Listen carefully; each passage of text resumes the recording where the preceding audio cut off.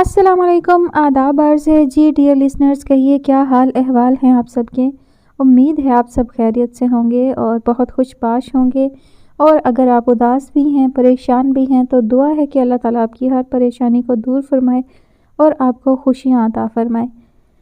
انسان جو ہے وہ بہت ناشکرہ واقعہ ہوا ہے، چھوٹی چھوٹی باتوں کو، چھوٹی چھوٹی غموں کو دل سے لگا کر بیٹھ جاتا ہے، اور بعض اوقات کچھ غم ایسے ہوتے ہیں جو واقعی دلوں پر حکومت کرتے ہیں، لیکن اس کا مطلب یہ نہیں ہوتا کہ ہم اللہ تعالیٰ سے شکوے شکایت شروع کر دیں اور اللہ تعالیٰ کی دی ہوئی نعمتوں کو نظر انداز کر دیں۔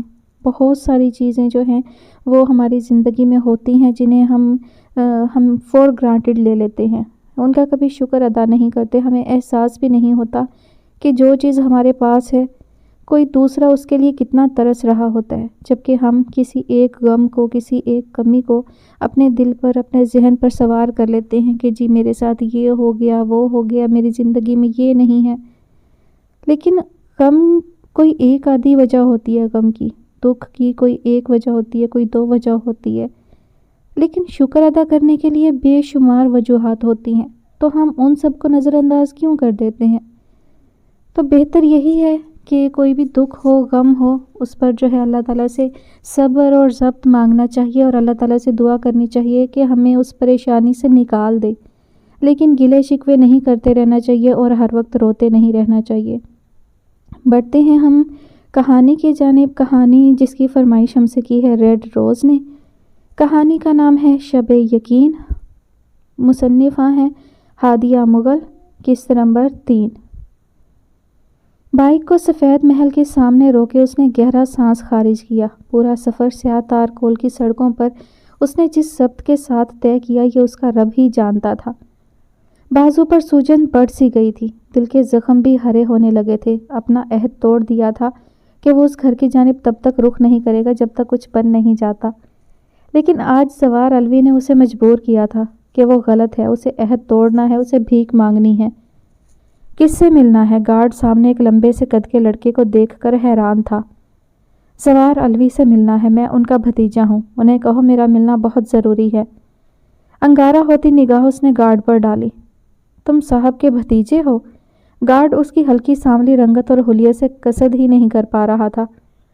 پیچھے ہٹو، مجھے اندر جانے دو۔ گارڈ کو دھکیلتا وہ اندر کی جانب بڑھا، لیکن گارڈ مستعدی سے آگے آیا۔ ایک بازو سے اسے دور دھکیلتے وہ آدھ کھلا چھوٹا گیٹ دھکیل کر اندر داخل ہوا۔ پتھریلی روش پر سادہ سی چپل کی کچر کچر جیسی آواز ابھر کر معدوم ہو رہی تھی۔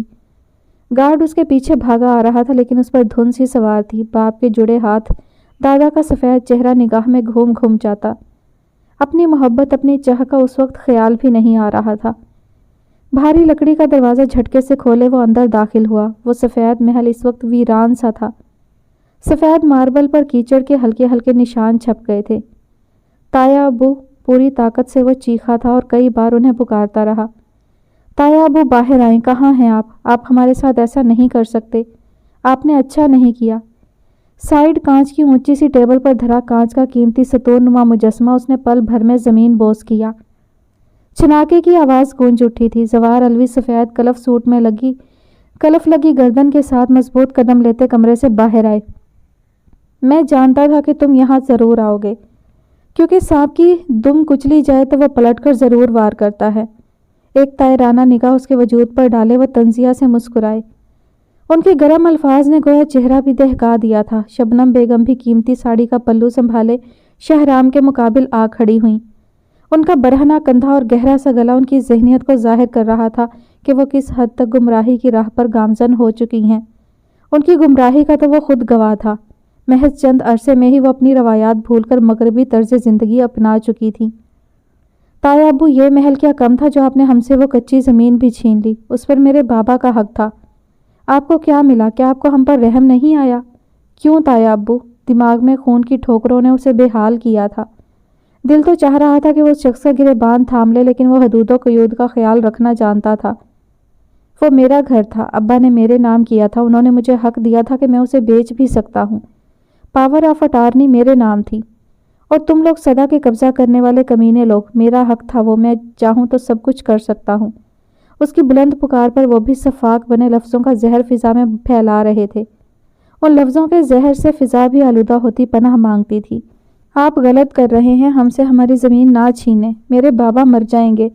خدارا وہ آپ کے باپ ہیں جنہیں آپ بے گھر کر رہے ہیں۔ وہ اب بھی التجائی سا تھا، ماحول کی خون کو بھی منجمد کر رہی تھی۔ اس کے دہکتے جذبات بھی سرد ہو رہے تھے۔ وہ نرمی چاہتا تھا، وہ جانا کا باپ تھا، اس کی محبت اس کی زندگی کا گھنا سایہ۔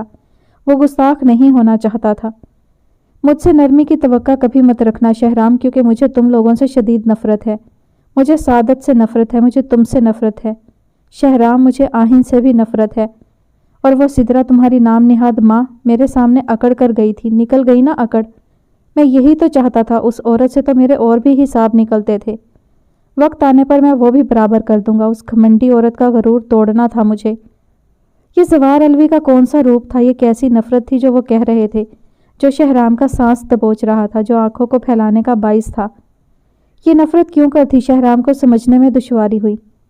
شکر کرو تمہاری ماں کو میں نے کچھ نہیں کہا، ورنہ اس عورت کی اکڑ میں انتہائی عامیانہ الفاظ اور تاثر نے شہرام کے ضبط کا پیمانہ چھلکایا تھا۔ تایا ابو اپنی زبان بند کریں، وہ تیش میں ان کا سفید گریبان تھامے دہاڑا۔ یکدم شور سا بلند ہوا تھا، سیڑھیوں سے اترتی مہتاب تھم سی گئی۔ وہ کچی نیند سے جاگی، سفید ٹراؤزر شرٹ میں ملبوس تھی، پاؤں میں ریبٹ شوز تھے، جبکہ سنہری بالوں پر بین تھا۔ شام کو سامنے دیکھ کر اس نے خمار بھری آنکھیں رگڑ ڈالی، پلکیں جھپک کر وہ نیند کو نیچے بھگاتی آئی۔ وہ آ گیا تھا، یہ حقیقت تھی یا پھر نگاہ کا فریب؟ وہ شخص آیا تھا، اس کی ایک ہفتے کی دعاؤں کا ثمر اس کے سامنے تھا، اس کا صبر سامنے تھا۔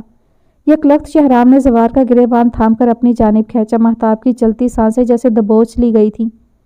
شام تیز قدموں سے وہ نیچے آئی، شہرام کا بازو جکڑ کر تیش سے اپنے باپ سے دور دھکیلنا چاہا۔ وہ غیظ و غضب میں گھرا بھوری غضبناک نگاہ مکمل زوار پر ڈالے کھڑا تھا۔ مہتاب کا آنا وہ محسوس نہیں کر پایا تھا۔ چھوڑو میرے پاپا کو، وہ بازو جکڑے اسے دور ہٹانے کے لیے باؤلی ہوئی تھی۔ یکلخت وہ دہاڑتا گریبان چھوڑے مکہ فضا میں تان کر مڑا۔ فضا میں ایک بلند چیخ ابھری تھی، سامنے مہتاب کو چہرے پر ہاتھ رکھے دیکھ کر وہ ساکت ہوا۔ پھیلی پتلیاں سکڑنے لگی تھیں، جبکہ ہاتھ کا بنا مکہ وہیں فضا میں ساکت رہ گیا۔ وہ سفید پری اپنے ہاتھ سامنے کیے کھڑی تھی، زوار نے یکلخت اسے دور دھکیلا تھا، جبکہ مہتاب نے دھیرے سے بازو ہٹائی۔ جانا، لبوں سے ہلکی سی سرگوشی ادا ہوئی۔ فضا میں کئی پل سکوت طاری رہا۔ مہتاب، وہ اچھے لوگ نہیں ہیں، تمہارے پاپا دھوکہ کر رہے ہیں، جن سے انہوں نے تمہارا رشتہ طے کیا ہے وہ اچھا انسان نہیں ہے۔ مہتاب، تمہارے بابا نے ہماری چھت چھین لی۔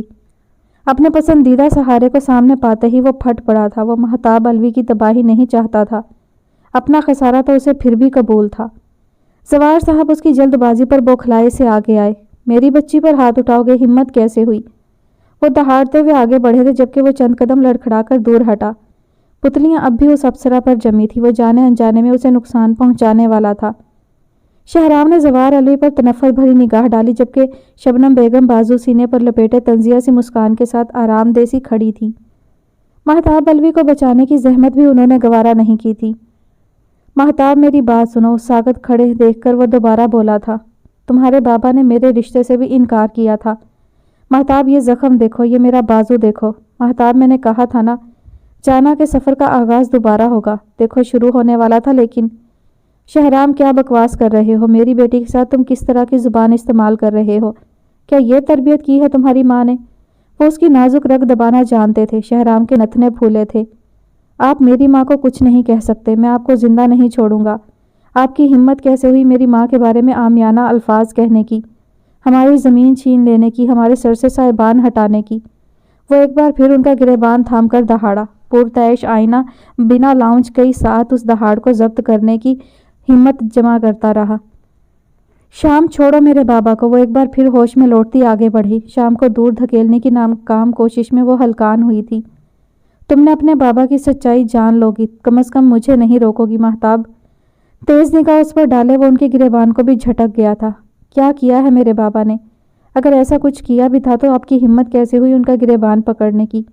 ہوتے کون ہیں آپ میرے بابا کے گریبان پکڑنے والے؟ بنا رکے وہ چیختی شہرام کو بھی سن کر گئی تھی۔ فضا میں سرد پن سا حائل ہوا، جبکہ سفید محل کی دیواریں بھی آج یہ قیامت اپنی سختی میں سمو لینا چاہتی تھی۔ تو تم بھی اپنے باپ کی طرح خود غرض بن گئی؟ ہاں، یہ تو ہونا ہی تھا۔ سفاک باپ کی سفاک بیٹی تو تم بھی بن سکتی تھی، اور وہ تم بن گئی۔ گہری سانس خارج کیے وہ استہزائیہ سا مسکراتے چند قدم پیچھے ہوا تھا۔ شہرام تم غلط سمجھ رہے ہو بیٹا، میں ایسا کچھ نہیں چاہتا تھا، تمہیں غلط فہمی ہو رہی ہے۔ دیکھو بیٹا، آرام سے بھی بات کر سکتے ہیں۔ یکدم پینترا بدلے وہ ملول سی کیفیت میں آگے آئے۔ شہرام نے ہاتھ اٹھا کر انہیں روکا تھا۔ اپنا یہ ڈھونگ اپنی اولاد اپنی بیوی کو دکھائیں، مجھ سے یہ غلیظ دکھاوا کرنے کی ضرورت نہیں ہے۔ آپ نہایت شفاق، نہایت گھٹیا انسان ہیں۔ آپ نے پہلے میرے بابا کو تکلیف پہنچائی، پھر مجھے اذیت دی اور اب ہمارا گھر ہی چھین لیا۔ میری ماں کے بارے میں آپ نے یہ زبان کیوں کر استعمال کی؟ کتنی شیطانیت ہے آپ میں۔ شیطان ہیں آپ، شیطان سے بھی بڑے درندے۔ Shahram shut up, just shut up, دور ہٹے میرے بابا سے۔ پیچھے ہٹو مہتاب، میں نہیں چھوڑوں گا انہیں۔ لاؤنج میں ہما ہمی سی بڑھ گئی تھی۔ شام، یکلخت وہ ساکت ہوا، چٹاخ سی آواز ابھر کر معدوم ہوئی۔ جبڑے تن سے گئے تھے جبکہ ہاتھ کی مٹھیاں وہ بھینچ گیا۔ بھوری آنکھوں میں گلابی ڈورے نمایاں ہوئے تھے۔ چہرے پر غضب لیے مہتاب الوی نے تمام تر شفافیت کی انتہا کی تھی۔ آپ کی ہمت کیسے ہوئی میرے بابا کے بارے میں غلط باتیں کرنے کی؟ کون ہیں آپ؟ کیا حیثیت ہے آپ کی؟ کچھ بھی نہیں ہے آپ، کچھ بھی نہیں شہرام الوی۔ مجھے افسوس ہو رہا ہے کہ میں آپ کو اپنا آئیڈیل مانتی تھی۔ تف ہے میری چوائس پر، جسے اپنے سے بڑوں سے بات کرنے کی تمیز نہیں، وہ کیسے کسی کا آئیڈیل ہو سکتا ہے؟ ایک ایک لفظ نوکیلے کانچ کی طرح شہرام الوی کے قلب و جان پر پیوست ہوتا رہا۔ کس حیثیت سے آپ نے میرا رشتہ لینے اپنے بابا کو بھیجا تھا؟ آپ پہلے اپنا اور میرا معیار دیکھ لیتے، پھر یہ ہمت کرتے۔ اور انکار میں نے کیا تھا انکار۔ میں کم از کم اپنے مجرم سے شادی نہیں کر سکتی۔ آپ کی وجہ سے میری یہ زبان لکند زدہ ہوئی، میں لفظوں سے محروم ہوتی چلی گئی۔ میں ڈیبیٹر بننا چاہتی تھی، محض اس زبان کی وجہ سے میں نہیں بن پائی۔ آپ مجرم ہیں میری محرومی کے، میں آپ کو کبھی معاف نہیں کروں گی۔ وہ پھٹ پڑی تھی۔ نہیں مہتاب، میری بات سنو۔ وہ نفی میں سر ہلائے پیشانی رگڑتا آگے بڑھا تھا، لیکن مہتاب ہاتھ اٹھا کر اسے روک چکی تھی۔ میرے قریب بھی مت آئیے گا، آپ کی وجہ سے میرے بابا اذیت میں ہیں۔ آپ نے رشتوں کے تقدس کو پامال کر دیا۔ آپ نے جتلا دیا کہ آپ اسی چھوٹے محلے کے اوباش لڑکے ہیں جو رشتوں کا احترام بھول جاتے ہیں۔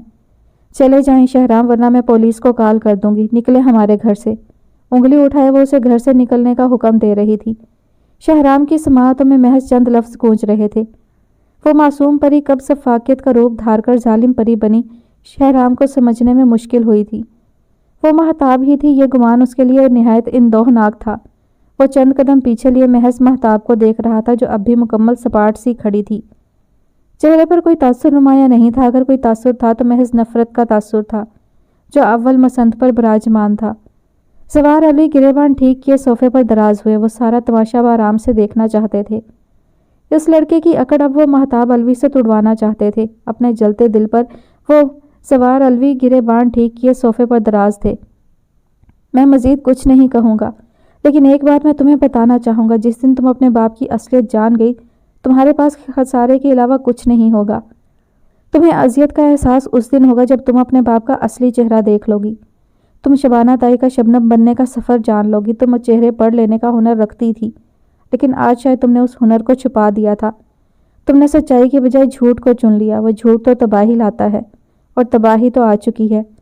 تمہاری آنے والی زندگی میں تمہیں کئی کٹھنائیاں ملیں گی، لیکن اس وقت تمہارے پاس کوئی سہارا نہیں ہوگا، کوئی زیادہ راہ نہیں ہوگی۔ مجھے میری اوقات بتانے کے لیے تمہارا بہت بہت شکریہ۔ وہ بنا اسے دیکھے آخری نگاہ میں وہ پری چہرہ بھرے بغیر وہاں سے نکلتا چلا گیا تھا۔ وہ آخری نگاہ بھی شاید نہیں چاہتا تھا۔ اس کا دل ٹوٹ کر کئی ٹکڑوں میں بکھرا تھا۔ مہتاب کا سفید پڑتا چہرہ بھی نہیں دیکھ پایا تھا۔ وہ تو یہ بھی نہیں دیکھ پایا تھا کہ وہ سانس لینے میں دقت محسوس کر رہی ہے۔ یہاں وہ لاؤنج سے نکلا تھا اور وہاں مہتاب الوی پورے قد سے زمین بوس ہوتی چلی گئی تھی۔ سوار الوی پھیکا چہرہ لیے اس کی جانب بڑھ رہے تھے۔ شبنم تائی کی چیخ بھی فضا میں گونج اٹھی تھی۔ ایک طرف تباہی کا آغاز ہو چکا تھا، جبکہ دوسری جانب تباہی کا اختتام ہونے کو تھا، اور یہ دوسری تباہی کہاں متوقع تھی، یہ بھی چند ساعتوں میں پتہ چلنے والا تھا۔ ایک ہفتہ پہلے نیلی جینس پر سفید شرٹ پہنے وہ شارف ابدال کی ہمراہی میں الوی ہاؤس میں داخل ہوا۔ چہرے پر مکمل بیزاری تھی۔ شارف صاحب کے ساتھ وہ یہاں آ تو گیا تھا، لیکن اسے مہتاب الوی یا پھر کسی زوار میں ذرا برابر بھی دلچسپی نہیں تھی۔ اپنے منہ کے زاویے ٹھیک رکھنا، ان کے نرم لہجے میں بھی تنبیہ تھی۔ آپ مجھے دھمکایا مت کریں، میں آپ کی حقیقت اچھے سے ازبر کیے ہوئے ہوں۔ اگر میں خاموش ہوں تو مجھے خاموش رہنے دیا جائے، کیونکہ اب آپ کو مجھ سے مطلب ہے، نہ کہ مجھے آپ سے۔ وہ جیبوں میں ہاتھ ڈالے ان سے چند قدم آگے ہو چکا تھا۔ गैराज में अपनी दोस्त के साथ बैडमिंटन खेलती मिशेल भी उस खूबरू से लड़के को देखकर ठिठकी।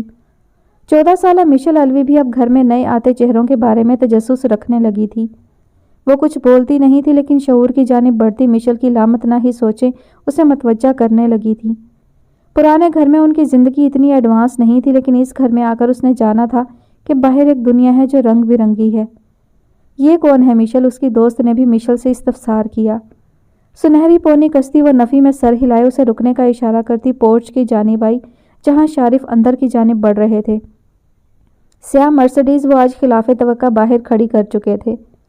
हेलो शारिफ, हाथ बढ़ाकर उसने मुकाबिल शख्स को देखा जो चेहरे पर मुकम्मल बेजारी लिए खड़ा था।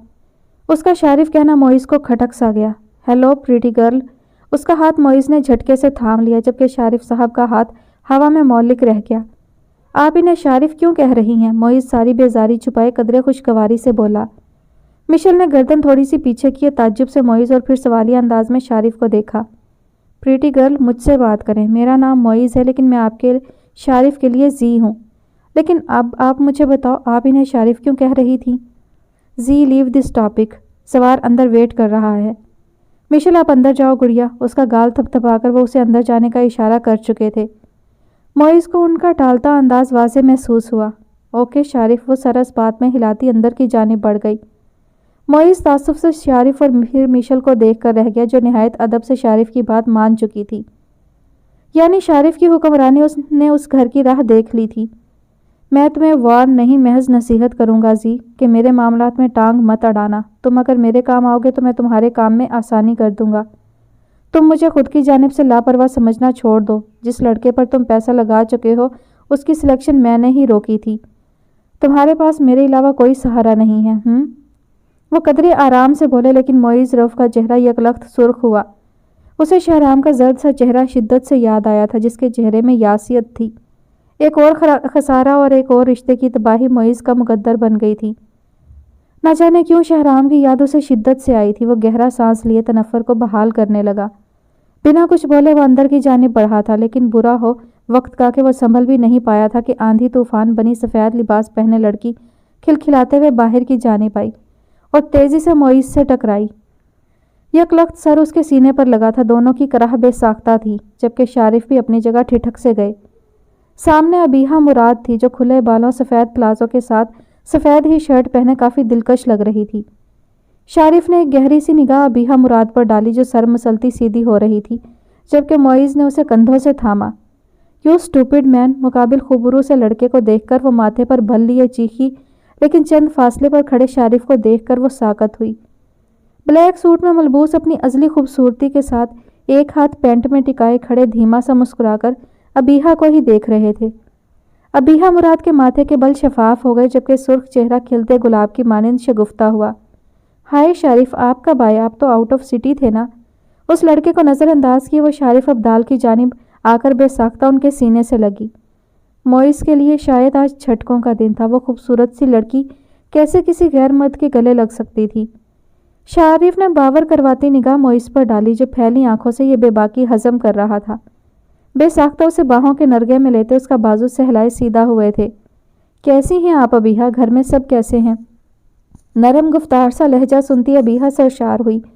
उसी नरम लहजे और खुश गुफ्तारी से ही तो वो शख्स दूसरों को अपना दीवाना बनाता था, जैसे अबीहा मुराद बन गई थी। शारिफ, ये कौन है? वो सब सवाल नज़रअंदाज करती मोइज़ की जानिब मुड़ी। अपने सवालात की नज़रअंदाजी पर उनका चेहरा सपाट हुआ। अबीहा खामोशी महसूस किए मुड़ी। शारिफ का सर्द सा चेहरा देखकर वो कांपी थी। I am sorry. मैं ठीक हूँ, बाबा भी ठीक हैं। आप बताएं, आप कैसे हैं? वो अलवही मुस्कुराहट सजाए बोली थी। गुड। गाल थपथपाकर उन्होंने मोइज़ की जानिब देखा, जो चेहरे पर नागवारी सजाए शारिफ को ही देख रहा था। ये मेरा बेटा है जी, यहाँ आओ। उन्होंने हाथ के इशारे से मोइज़ को अपनी जानिब बुलाया। अंदाज हुक्मिया सा था। वो लब भींचे आगे आया। हाय मिस्टर जी। अबीहा ने भी हाथ आगे बढ़ाया था। मोइज़ ने बमुश्किल वो नरम मुलायम नेल पॉलिश लगा हाथ थामा। हल्का सा छूकर वो आज़ाद कर चुका था। Sharif, no doubt he is a handsome boy. वो छोटी सी लड़की इस वक्त उसे कोई बड़ी सी खातून लगी। शारिफ उसकी बात पर नफ़ी में सर हिलाते मुस्कुराए थे। हमें देर हो रही है, वो जिच होते हुए बोला था। आओ अंदर चलते हैं। अबीहा का बाजू थपथपाकर वो अंदर बढ़े। ہاؤ روڈ، ناک سکوڑے وہ محض یہی کہہ پائی۔ وہ لڑکا اسے پہلی نظر میں ہی اکڑو لگا تھا۔ ہائے زی، ویلکم مائی سن۔ سیاہ شلوار سوٹ میں ملبوس باروب سے چہرے والے زوار الوی خوشگواری سے آگے بڑھ کر معیز کے گلے لگے تھے۔ معیز بدقت ان کی باہوں کے نرگے میں سمٹا۔ کیسے ہو؟ شارف سے تمہارا بہت ذکر سنا تھا۔ ماشاءاللہ تم تو سوچ سے بھی زیادہ ہینڈسم ہو۔ بیٹا بھی تو شارف ابدال کا ہے۔ کاؤچ پر شارف پھیل کر بیٹھے رعونت سے بولے۔ وہ ضبط کرتا مٹھیاں بھیج گیا تھا۔ بالکل شارف ابدال کی وجاہت کا تو کوئی مقابلہ ہی نہیں کر سکتا۔ مہتاب کو تو بلاؤ۔ ملازمہ کے ہاتھ سے مشروب کا گلاس لیتے وہ بولے۔ ہاں آ رہی ہے مہتاب بھی، پہلے شبنم سے تو ملے۔ شبانہ بیگم کی آواز پر معیز نے مزید بیزاری سے گردن موڑی۔ وقفے وقفے سے اس سے کوئی نہ کوئی نمونہ ٹکرا ہی رہا تھا۔ ان سب میں اگر کوئی اسے معصوم لگی تھی تو وہ محض مشل تھی، لیکن شارف ابدال کی ہمراہی میں شاید وہ بھی نہ رہ پاتی۔ گداز سراپے پر سجی سرخ ساڑی میں بجلیاں گراتی شبنم کو شارف ابدال نے بغور دیکھا۔ ان کی گہری سی نگاہ پر وہ لب کا کونا دباتی معیز کی جانب آئیں، لیکن شارف ابدال کی جانب آنکھ کا کونا دبا کر بھی دیکھا تھا۔ کیسے ہو زی بیٹے؟ انہوں نے ادا سے معیز کے گال پر ہاتھ رکھا۔ نہ جانے کیوں اسے ان کا لمس عجیب سی غلاظت میں لتھڑا ہوا لگا۔ وہ چند قدم پیچھے کھسکا تھا۔ زی گھبراؤ مت، یہ تمہاری ساس ہیں، مہتاب کی ماں۔ شارف ابدال کے تعارف پر اس نے شبنم کو دیکھا جو مسکرا رہی تھی۔ وہ عورت اگر اتنی بے باک تھی جو لڑکی اسے باہر شارف کے گلے لگی ملی تھی، وہ اس حد تک بے راہ روی میں مبتلا تھی، پھر نہ جانے مہتاب الوی کیسی حسین اور بے باک بلا ہوتی۔ معیز کو اس ماحول سے کوفت ہونے لگی تھی۔ گھٹن نے جیسے سانسوں کی راہ دیکھ لی تھی۔ اس نے بے ساختہ شرٹ کا پہلا بٹن کھول دیا۔ شارف ابدال وقتاً فوقتاً شبنم کو دیکھتے اس پر بھی نظر رکھے ہوئے تھے۔ مہتاب کو بلاؤ شبنم۔ شارف ابدال نے ایک بار پھر مہتاب کو بلانے پر زور دیا۔ فوزیہ جاؤ ذرا مہتاب کو بلا کر لاؤ۔ چائے کے لوازمات ٹیبل پر سجاتی ملازمہ کو حکم دیا اور شارف ابدال کی جانب مڑی۔ معیز نے پہلو بدلا۔ نہ جانے کیوں اسے مہتاب کو دیکھنے میں ذرا سی بھی دلچسپی نہیں تھی۔ وہاں موجود چند لوگ ہی اس کی طبیعت پر گراں گزر رہے تھے۔ مہتاب الوی نہ جانے کتنا بیزار کر دیتی۔ کچھ دیر میں ڈرائنگ روم میں دستک ہوئی۔ معیز کی نظر بے ساختہ گلاس ڈور کی جانب گئی جہاں چھوٹی سی لڑکی کھڑی تھی۔ سوار کے ہنکارا بھرنے پر وہ اندر آئی۔ سیاہ لباس کے حالے میں چمکتا سفید گول سا چہرہ، بڑی بڑی سی بھنوراں آنکھیں جن میں مکمل اداسی تھی، پھیلے سے گلابی لب جنہیں بمشکل اس نے متورم چہرے پر پھیلا رکھا تھا۔ گلابی آرز جیسے کشمیری سیب کی مانند تھے۔ وہ لڑکی کافی حسن لیے ہوئے تھی۔ وہ واقعی ہی مہتاب تھی۔ کھلے پلازو کے نیچے گلابی پاؤں میں پہنی 2 پٹی چپل نے جیسے پاؤں کی نازک خوبصورتی کو مکمل بیاں سا کر دیا تھا۔ معیز کو وہ لڑکی اس ماحول میں سب سے الگ اور پاکیزہ سی لگی۔ اسے کیا چیز منفرد بنا رہی تھی؟ معیز وہی چیز جانچ رہا تھا، اور کچھ دیر بعد وہ مکمل اسے جانچ چکا تھا۔ اسے منفرد اس کا شانوں پر پھیلایا گیا دوپٹہ بنا رہا تھا۔ یہ مہتاب ہے میری بیٹی۔ زوار الوی نے آج پھر مہتاب کے گرد بازو پھیلایا جبکہ شبنم بھی برابر آ کر کھڑی ہوئیں۔ معیز یکٹک اس لڑکی کو دیکھے گیا۔ ایک نظر اس نے شبنم پر بھی ڈالی جو انہیں کسی اینگل سے اس خوبصورت باوقار پری کی ماں نہیں لگی۔ معیز نے سر جھٹک کر رخ بدلا۔ دھیرے سے سلام کیے وہ کاؤچ پر بیٹھ چکا تھا۔ مہتاب مدھم قدم لیتی معیز کے سامنے موجود قیمتی کاؤچ پر دراز ہوئی، ہتھیلیاں سیدھی پھیلا کر گود میں رکھیں۔ Hello every one. اس سے پہلے بات آگے بڑھتی ابیحہ مراد اندر آئی، معیز کے ماتھے پر دوبارہ بل نمایاں ہوئے۔ وہ لڑکی اسے نہ جانے کیوں ناگوار گزر رہی تھی۔ مہتاب نے قدرے بے بسی سے ابیحہ کو دیکھا جو اس کی جانب متوجہ بھی نہیں تھی۔ وہ شارف کے ساتھ رکھی چیئر پر دراز ہوئی اور ایک جانچتی نگاہ معیز پر ڈالی جو اسے ہی گھور رہا تھا۔ ابیحہ نے اس کا گھورنا واضح محسوس کیا لیکن سر جھٹک گئی۔ زوار الوی بھی مسکرا کر نشست سنبھال چکے تھے۔ شارف اگلے ویک انگیجمنٹ کا چھوٹا سا فنکشن رکھ لیتے ہیں۔ زوار الوی نے بات کا آغاز کیا تو مہتاب نے پہلو بدلا۔ آنکھیں جھپکتی وہ آنسو اندر اتارنے لگی۔ وائی ناٹ، جیسے تمہیں مناسب لگے، لیکن ویکینڈ پر میں بزی رہوں گا۔ انہوں نے بات کرتے ہوئے رخ موڑ کر ابیحہ کو دیکھا جو گلابی پڑتی نظریں جھکا گئی تھی۔ سنڈے نائٹ بیسٹ ہے، کیوں معیز، آپ کیا کہتے ہو؟ زوار الوی نے معیز سے تائید چاہی۔ ایز یو وش، وہ ابیحہ کو آخری تیش بھری نگاہ سے دیکھتا باری آواز میں بولا۔ اس پورے عمل کے دوران ابیحہ نے اس شخص کے منہ سے محض یہی 2 لفظ سنے تھے، جبکہ مہتاب بھی ویران آنکھوں سے معیز کو دیکھ رہی تھی۔ حال دوسری تباہی کا اختتام ابیحہ مراد کی زندگی سے مشروط تھا۔ ہوٹل روم کی جانب قدم بڑھاتے قدموں میں آج الگ ہی تازگی سی تھی۔ اپنی ساحرانہ شخصیت کا فسوں بکھرائے وہ راہداری سے گزر کر آگے بڑھتے جا رہے تھے۔ آج جیت کا نشہ خمار بن کر وجود میں بھی سرشاری بھر رہا تھا۔ پری نہیں، لیکن پری کی ہمذات جنگل میں پھنس چکی تھی۔ وہ زور زبردستی کا قائل نہیں تھا، نہ اس کی شخصیت سے یہ سب میچ کرتا تھا۔ وہ اپنا فرنٹ شفاف آئینے کی مانند رکھتا تھا، لیکن اس کا دل وجود ابلیس کی مانند تھا۔ اور اندر کس نے جھانکا ہے، یہ مقولہ تو اسے منہ زبانی ازبر تھا۔ کارڈ سے لاک کھول کر وہ ناپ گھمائے اندر داخل ہوا۔ شاندار پرتعیش کمرہ سنہری سفید رنگ سے سجا تھا۔ کیمل کلر فرنیچر اور سفید بیڈ شیٹ کا حسین امتزاج طبیعت پر کافی گہرا اثر چھوڑنے لگا۔ فائنلی ابیحا مراد، تم قفس کی پنچھی بننے والی ہو۔ میں نے تو تمہیں فورس قطعی نہیں کیا تھا۔ مکروہ محلول کو لبوں سے لگائے وہ فاتح بنے بیڈ نما کاؤچ پر دراز ہوئے۔ ایک بادشاہ کی مانند وہ اپنی ساحرانہ شخصیت کے ساتھ وہاں ایستادہ تھے۔ دروازے پر دستک ہوئی، وہ گلاس رکھے سیدھے ہوئے لیکن اپنی جگہ سے نہیں اٹھے۔ آج چاہ انہیں نہیں تھی بلکہ مقابل کو تھی، اور جب چاہ مقابل کو ہو تو مغرور ہونا بنتا بھی تھا۔ ہائی ہیل کی آواز کمرے میں گونج اٹھی۔ وہ ٹیک لگا کر ٹانگ پر ٹانگ رکھے بازو گردن کے پیچھے رکھ کر نیم دراز ہو چکے تھے۔ ابیحا مراد کے قدم انہیں سیاہ خوبصورت لباس میں شاہانہ انداز میں بیٹھے دیکھ کر لڑکھڑائے تھے۔ دھڑکنوں کا شور کانوں میں سنائی دینے لگا، جبکہ ہتھیلیاں نم تھیں۔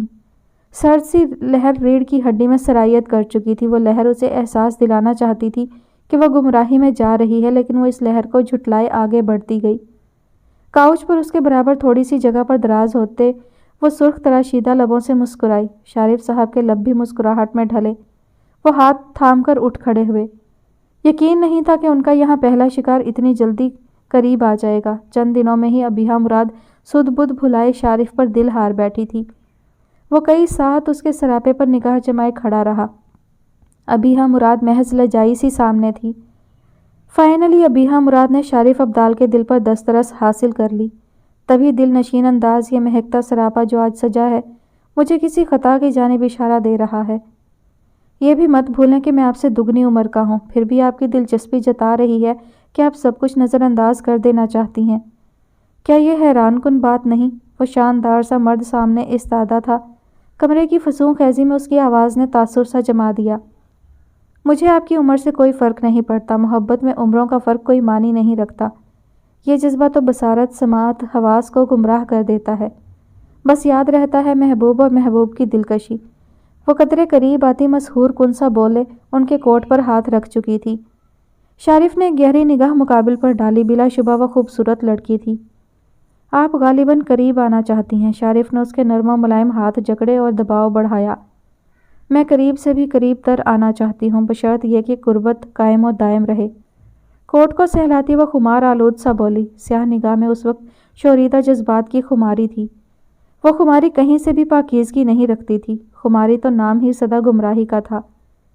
قربت قائم رکھنا عورت کے ہاتھ میں ہوتا ہے۔ وہ اپنی اداؤں کی دل فریبی کا جادو اچھے سے چلا سکتی ہے۔ اس کی آوارہ لٹ کو سہلائے وہ گمبھیر سا بولے، مرد آپ کی طرح شاندار ہو تو عورت ایسی قربت سے کبھی راہ فرار نہیں چاہے گی۔ وہ اس کے سینے پر سر رکھے مکمل خود سپردگی دے چکی تھی۔ شارف صاحب کے چہرے پر سیاہ سایہ نمودار ہوا تھا۔ وہ سیاہ سایہ تباہی کا تھا، شیطانیت کا تھا۔ وہ بھول بیٹھی کہ وہ اس بند کمرے میں اپنی عزت نیلام کر کے اپنے باپ کا سر ہمیشہ کے لیے جھکا دے گی۔ وہ یہ بھی بھول بیٹھی تھی کہ وہ اپنے ہی دوست کے اعتبار کو تباہ و برباد کر رہی تھی۔ وہ اس کے لیے اندیکھی کھائی کھود رہی تھی، اور یہ بھی کہ وہ کھلی گمراہی میں جا رہی تھی۔ لیکن اس نے وہ گمراہی خود چنی تھی، اور یہ کمرہ ہی اسے خوار کرواتے ہوئے نہ جانے کن راہوں پر لے جانے والا تھا۔ یہ تھی دوسری تباہی جس کا آغاز کے ساتھ ہی اختتام بھی ہوا تھا۔ اختتام کیا ہوا تھا اس پر ابھی پردہ ہی رہنا تھا، اور وہ پردہ ہٹنے میں کئی لمحے، کئی دن یا پھر کئی سال لگنے والے تھے۔ سرخ ہوتی نگاہ سے اس نے گھر کا آہنی دروازہ دیکھا۔ آج اپنی محبت کو قبر میں دفنا آیا تھا۔ وہ مہتاب الوی سے اپنی حیثیت کا تعین کر آیا تھا۔ بائک سے اتر کر اس نے اندر قدم بڑھائے۔ سرد فضا میں سکوت سا تھا۔ دھوپ کی ہلکی تمازت بھی سرد پن کو کم نہیں کر پا رہی تھی۔ وہ چھوٹی سی راہداری سے گزر کر آگے آیا۔ ایک نگاہ اس بند پورشن پر ڈالی جو اب ویران سا مسکرا رہا تھا۔ شہرام کو وہ مسکراتا ہوا ہی لگا جو اس پر ہنس رہا تھا۔ سر جھٹکتا وہ جبڑے بھینچے آگے آیا، لیکن اپنے صحن کو دیکھتے ہی وہ ٹھٹک سا گیا۔ ایک خوف وجود میں سرایت کرتا محسوس ہوا۔ تیز قدموں سے وہ اندر کی جانب بڑھا۔ ایک جھٹکے میں اس نے سعادت الوی کے کمرے کا دروازہ کھولا۔ زندگی تمام تر اذیت آج اس لمحے شہرام کو ایسے محسوس ہوئی جیسے وہ آخری سانس کے لیے تڑپ رہا ہے، جبکہ وہ سانس فرشتہ کھینچ رہا ہے۔ سامنے وہی گنڈا مجنو بھائی سدرا بیگم کے دوپٹے کی جانب ہاتھ بڑھا رہا تھا۔ سعادت علوی ایک جانب بے ہوش پڑے تھے، جبکہ سدرا بیگم کی آنکھیں لہو ٹپکاتی محسوس ہو رہی تھیں۔ وہ چیل کی طرح مجنو بھائی پر جھپٹا تھا، بازو میں درد کی ٹیسیں اٹھنے لگیں۔ گھٹیا آدمی، وہ دہاڑا تھا، تیری ہمت کیسے ہوئی میری ماں کو چھونے کی؟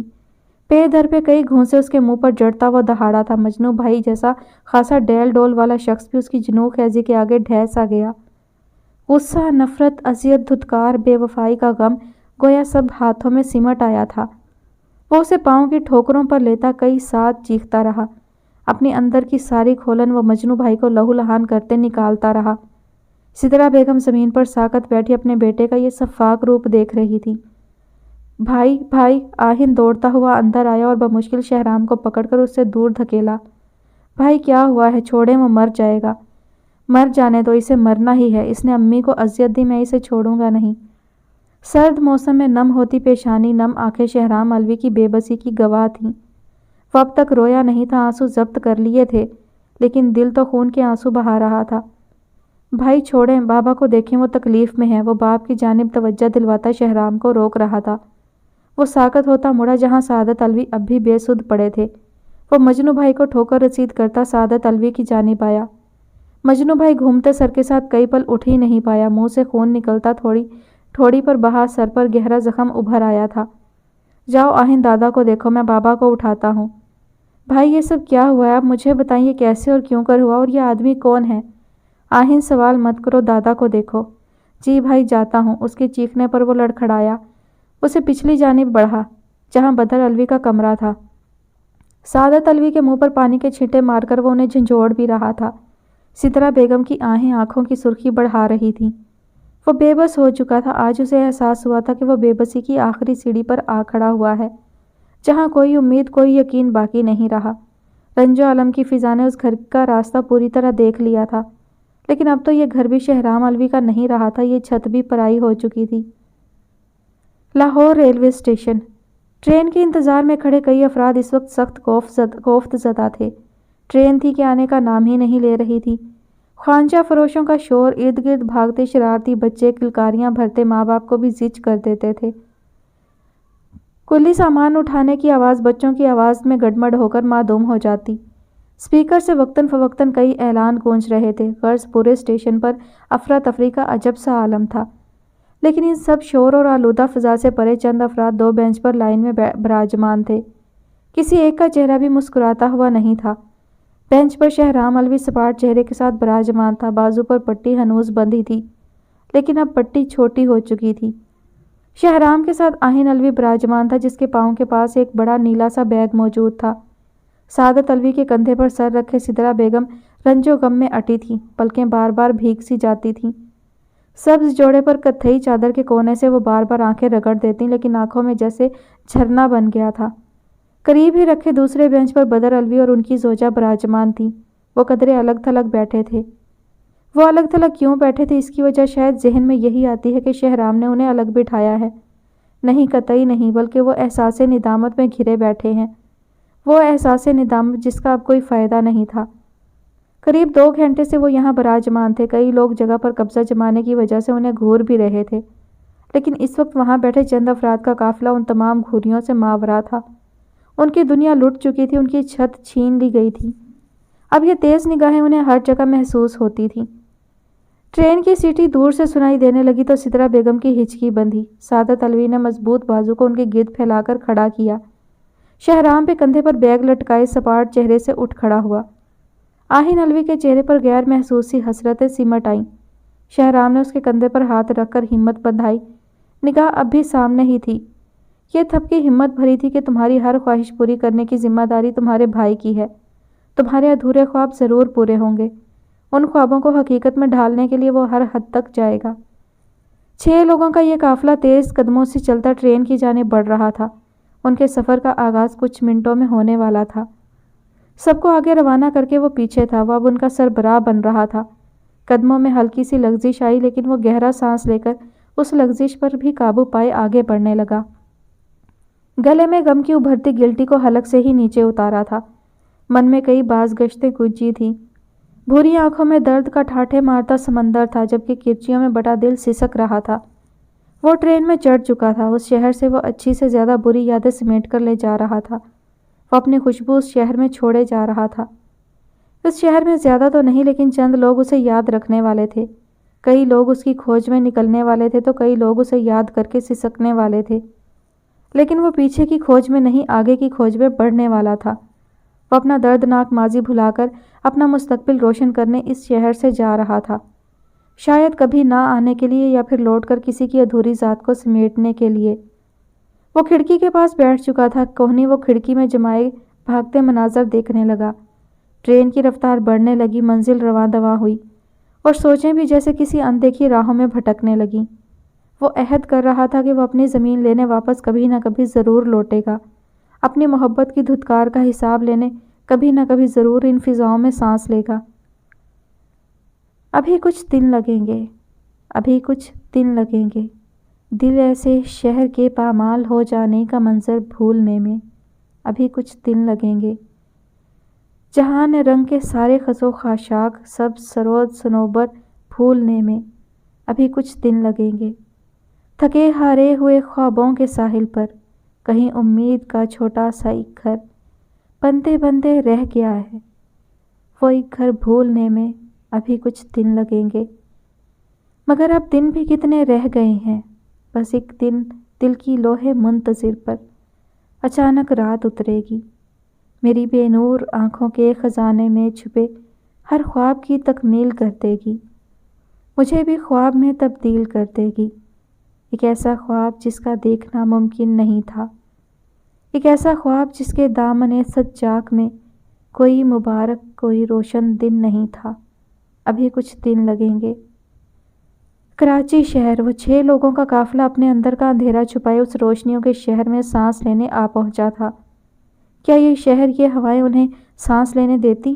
اس کا تعین وقت نے کرنا تھا۔ وہ آدھے دن کی خواری کے بعد ایک نچلے درجے کے ہوٹل میں 2 کمرے لے چکے تھے۔ شہرام انہیں چھوڑے خود سڑکیں چھاننے نکل گیا۔ وہ بیٹھ نہیں سکتا تھا کیونکہ اس کے پاس وقت نہیں تھا۔ 3 دن مسلسل وہ بھاگتا دوڑتا خوار ہوتا رہا تھا۔ کراچی کے راستے وہ مختلف بسوں کے ذریعے ازبر کرتا رہا، کیونکہ اب یہی اس کا گھر، اس کا شہر تھا۔ ضروری تو نہیں جہاں پیدائش ممکن ہو وہ دھرتی ہی اپنی مانی جائے، بلکہ وہ زمین بھی آپ کی ہو سکتی ہے جو آپ کو پناہ دے، باہیں پھیلائے، آپ کو خوش آمدید کہے۔ شہرام علوی کو بھی اس زمین نے، اس شہر نے خوش آمدید کہا تھا، اور آج 3 دن کی محنت طلب جستجو کے بعد وہ نچلے درجے کا 2 کمروں والا ذاتی فلیٹ خریدنے میں کامیاب ہو چکا تھا۔ پرچون کی دکان بیچنے کے عوض ملی آدھی رقم سے وہ فلیٹ خرید کر اپنی زندگی کے اہم ستونوں کو دوبارہ کھڑا کر چکا تھا۔ گندمی پتھر سے بنا یہ فلیٹ بس کچھ صفائی چاہتا تھا۔ آہن، سعادت علوی اور سدرا بیگم نے شکر ادا کیے، یہ کام بھی خوشی خوشی کیا تھا۔ کام کرتے ہوئے وقت کا اندازہ ہی نہیں ہو پایا تھا۔ اب 12 بجے وہ سب چٹائی پر بیٹھے کھانا کھانے میں مصروف تھے۔ امی، میں رات کو دیر سے گھر آؤں گا، چابی میرے پاس موجود ہے، بے فکر ہو کر سو جائیے گا۔ شہرام کی سپاٹ آواز پر سعادت علوی کا ہاتھ رکا تھا۔ اتنی رات گئے کہاں جانا ہے؟ سعادت علوی بھی سختی پر آمادہ ہوئے۔ اس کی سرد آنکھیں وہ 3 دن سے دیکھ رہے تھے، جن میں 3 دن سے نمی نہیں چمکی تھی۔ وہ سمجھ چکے تھے کہ وہ کہاں جائے گا، لیکن پھر بھی وہ اسے ٹوک چکے تھے۔ جلد آ جاؤں گا، کچھ ضروری کام ہے۔ وہ پانی پی کر اٹھ کھڑا ہوا۔ آہن نے اس کی مضبوط پشت کو گھورا، جبکہ دادا اور دادی مجرم سے بنے کھانا کھانے میں مگن رہے۔ شہرام قدم اٹھاتا باہر نکل آیا تھا۔ سعادت علوی نے دعاؤں کا حصار باندھا، جبکہ سدرا بیگم شکر ادا کرتی کھانے پر جھک گئیں۔ وہ 4تھے فلور سے اتر کر سڑک پر آ گیا تھا۔ وہ چلتا رہا تھا۔ فضا میں مدھم سی خنکی تھی، آدھی آستین کی شرٹ ہوا سے پھڑپھڑا رہی تھی۔ سرد سی آنکھیں نم ہونے لگیں، ضبط کی تنابیں ٹوٹنے لگی تھیں۔ وہ آگے بڑھتا جا رہا تھا، چہرے پر سرخی امڈ آئی اور پھر وہ بھاگنے لگا، تیز اور تیز، لیکن پھر وہ رک گیا اور فٹ پاتھ پر بیٹھ گیا۔ وہ زندگی سے ہار کر بیٹھ گیا تھا۔ وہ اپنے گھر والوں کو سکون دینے سے پہلے رونا بھی نہیں چاہتا تھا، لیکن آج اس کی سرد آنکھوں نے جواب دے دیا تھا۔ وہ برسنا چاہتی تھیں۔ وہ بھوری نگاہیں اب بس بھار اٹھانے سے قاصر ہو چکی تھیں، اور پھر سسکیاں ابھرنے لگیں، آنسو داڑھی میں جذب ہونے لگے۔ ایک دہاڑ سی بلند ہوئی تھی، وہ چہرہ آسمان کی جانب کیے چیختا چلا گیا۔ وہ اللہ کو پکارتا رو رہا تھا۔ وہ کئی لمحے چیختا رہا، اپنی بے بسی پر آنسو بہاتا رہا تھا۔ سڑک ویران سی تھی۔ وہ کسی دوسری سڑک سے چند ساعتوں بعد ٹرک گزرنے کا شور بلند ہوتا اور پھر معدوم ہو جاتا۔ وہ روتا رہا، آستین سے آنکھیں رگڑتا رہا تھا۔ وہ آئندہ زندگی کا تصور بھی کر رہا تھا کہ اب اس کی منزل کیا ہوگی۔ اس کی سسکیوں کو چلتی ہواؤں نے بھی سنا تھا۔ ان سسکیوں نے ہواؤں کو بھی بے چین کیا تھا کہ وہ تیز ہوتی سوئے درختوں کو بھی جگانے لگی تھی کہ اٹھو، رونے والوں کو سہارا دو۔ فلک بھی جیسے سرخ ہونے لگا۔ وہ اپنے ہی تایا کی سفاکیت کا شکار ہو چکا تھا۔ وہ اپنی محبت کے ہاتھوں خوار ہو گیا تھا۔ وہ خونی رشتوں سے ڈس لیا گیا تھا۔ بھلے ہی ان کے ڈسنے پر موت نہیں آئی تھی، لیکن زندگی ڈگمگا تو گئی تھی، اور جب زندگی ڈگمگا جائے تو ہر چیز نئے سرے سے ترتیب دینی پڑتی ہے۔ اسے بھی تو دینی تھی۔ اس زندگی سے تو موت آسان ہوتی ہے، اس کے بعد خاموشی چھا جاتی ہے کہ ختم ہوا سب، جان چھوٹ گئی، بس صبر کر لو۔ لیکن زخموں سے چور چور ہو کر جینا تو موت سے بھی زیادہ کٹھن ثابت ہو جاتا ہے۔ ہر لمحہ زخموں پر مرہم رکھنا، انہیں دوبارہ ادھڑنے سے بچانا پڑتا ہے کہ کوئی انہیں کرید نہ پائے۔ شہرام الوی آج بہت سارا رو لینا چاہتا تھا، لیکن آج وہ اکیلا نہیں رویا تھا۔ فلک بھی جیسے برس کر غم میں شریک ہونے لگا۔ تڑ تڑ موٹی بوندیں سیاہ تارکول کی ٹوٹی پھوٹی سڑک پر گرنے لگیں۔ کراچی میں بارش ہونا ناممکنات میں سے تھا، لیکن آج شاید کسی کا رونا فلک کو بھی رلا گیا تھا۔ وہ اس بارش میں بھیگ کر آنسو رگڑ رہا تھا۔ جل تھل میں زمین پر پانی کی صورت جمع ہونے لگا تھا۔ یہ آخری مرتبہ رو کر دل کو صبر دینا چاہتا تھا۔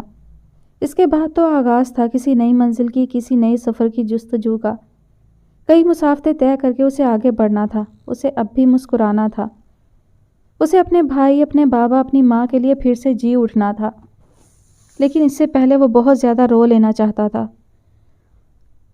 آنکھ سے دور نہ ہو، دل سے اتر جائے گا، وقت کا کیا ہے، گزرتا ہے گزر جائے گا، اتنے مانوس نہ ہو خلوت غم سے اپنی، تو کبھی خود کو دیکھے گا تو ڈر جائے گا، ڈوبتے ڈوبتے کشتی کو اچھالا دے دوں، میں نہیں کوئی تو ساحل پر اتر جائے گا، زندگی تیری عطا ہے تو یہ جانے والا، تیری بخشش تیری دہلیز پر دھر جائے گا، ضبط لازم ہے مگر دکھ ہے قیامت کا فراز، ظالم اب کے بھی نہ روئے گا تو مر جائے گا۔ 6 سال بعد، یہ 6 سال بعد کہنا تو بڑا آسان سا لگتا ہے۔ یہ 6 سال کا ایک ایک لمحہ، سیکنڈ، منٹ اور گھنٹہ اپنے اندر جستجو کی عظیم مثال مقید کیے ہوئے ہے۔ یہ 6 سال کیسے بیتے، کیا مشکلات آئی، کس نے کیا کھویا، اس کہانی کے کرداروں نے کیا سہا، اس کا احوال تفصیلاً بیتے لمحات خود بیان کریں گے۔ دھیرے دھیرے سب ظاہر ہونے لگے گا۔ قصہ کہن کا نیا آغاز۔ بدر ہاؤس کا کمرہ نمبر 8، جسے آؤل روم کہا جاتا ہے۔ یہ آؤل روم کیا ہے، اس کا مختصر قصہ بھی دھیرے دھیرے سمجھ آ جائے گا۔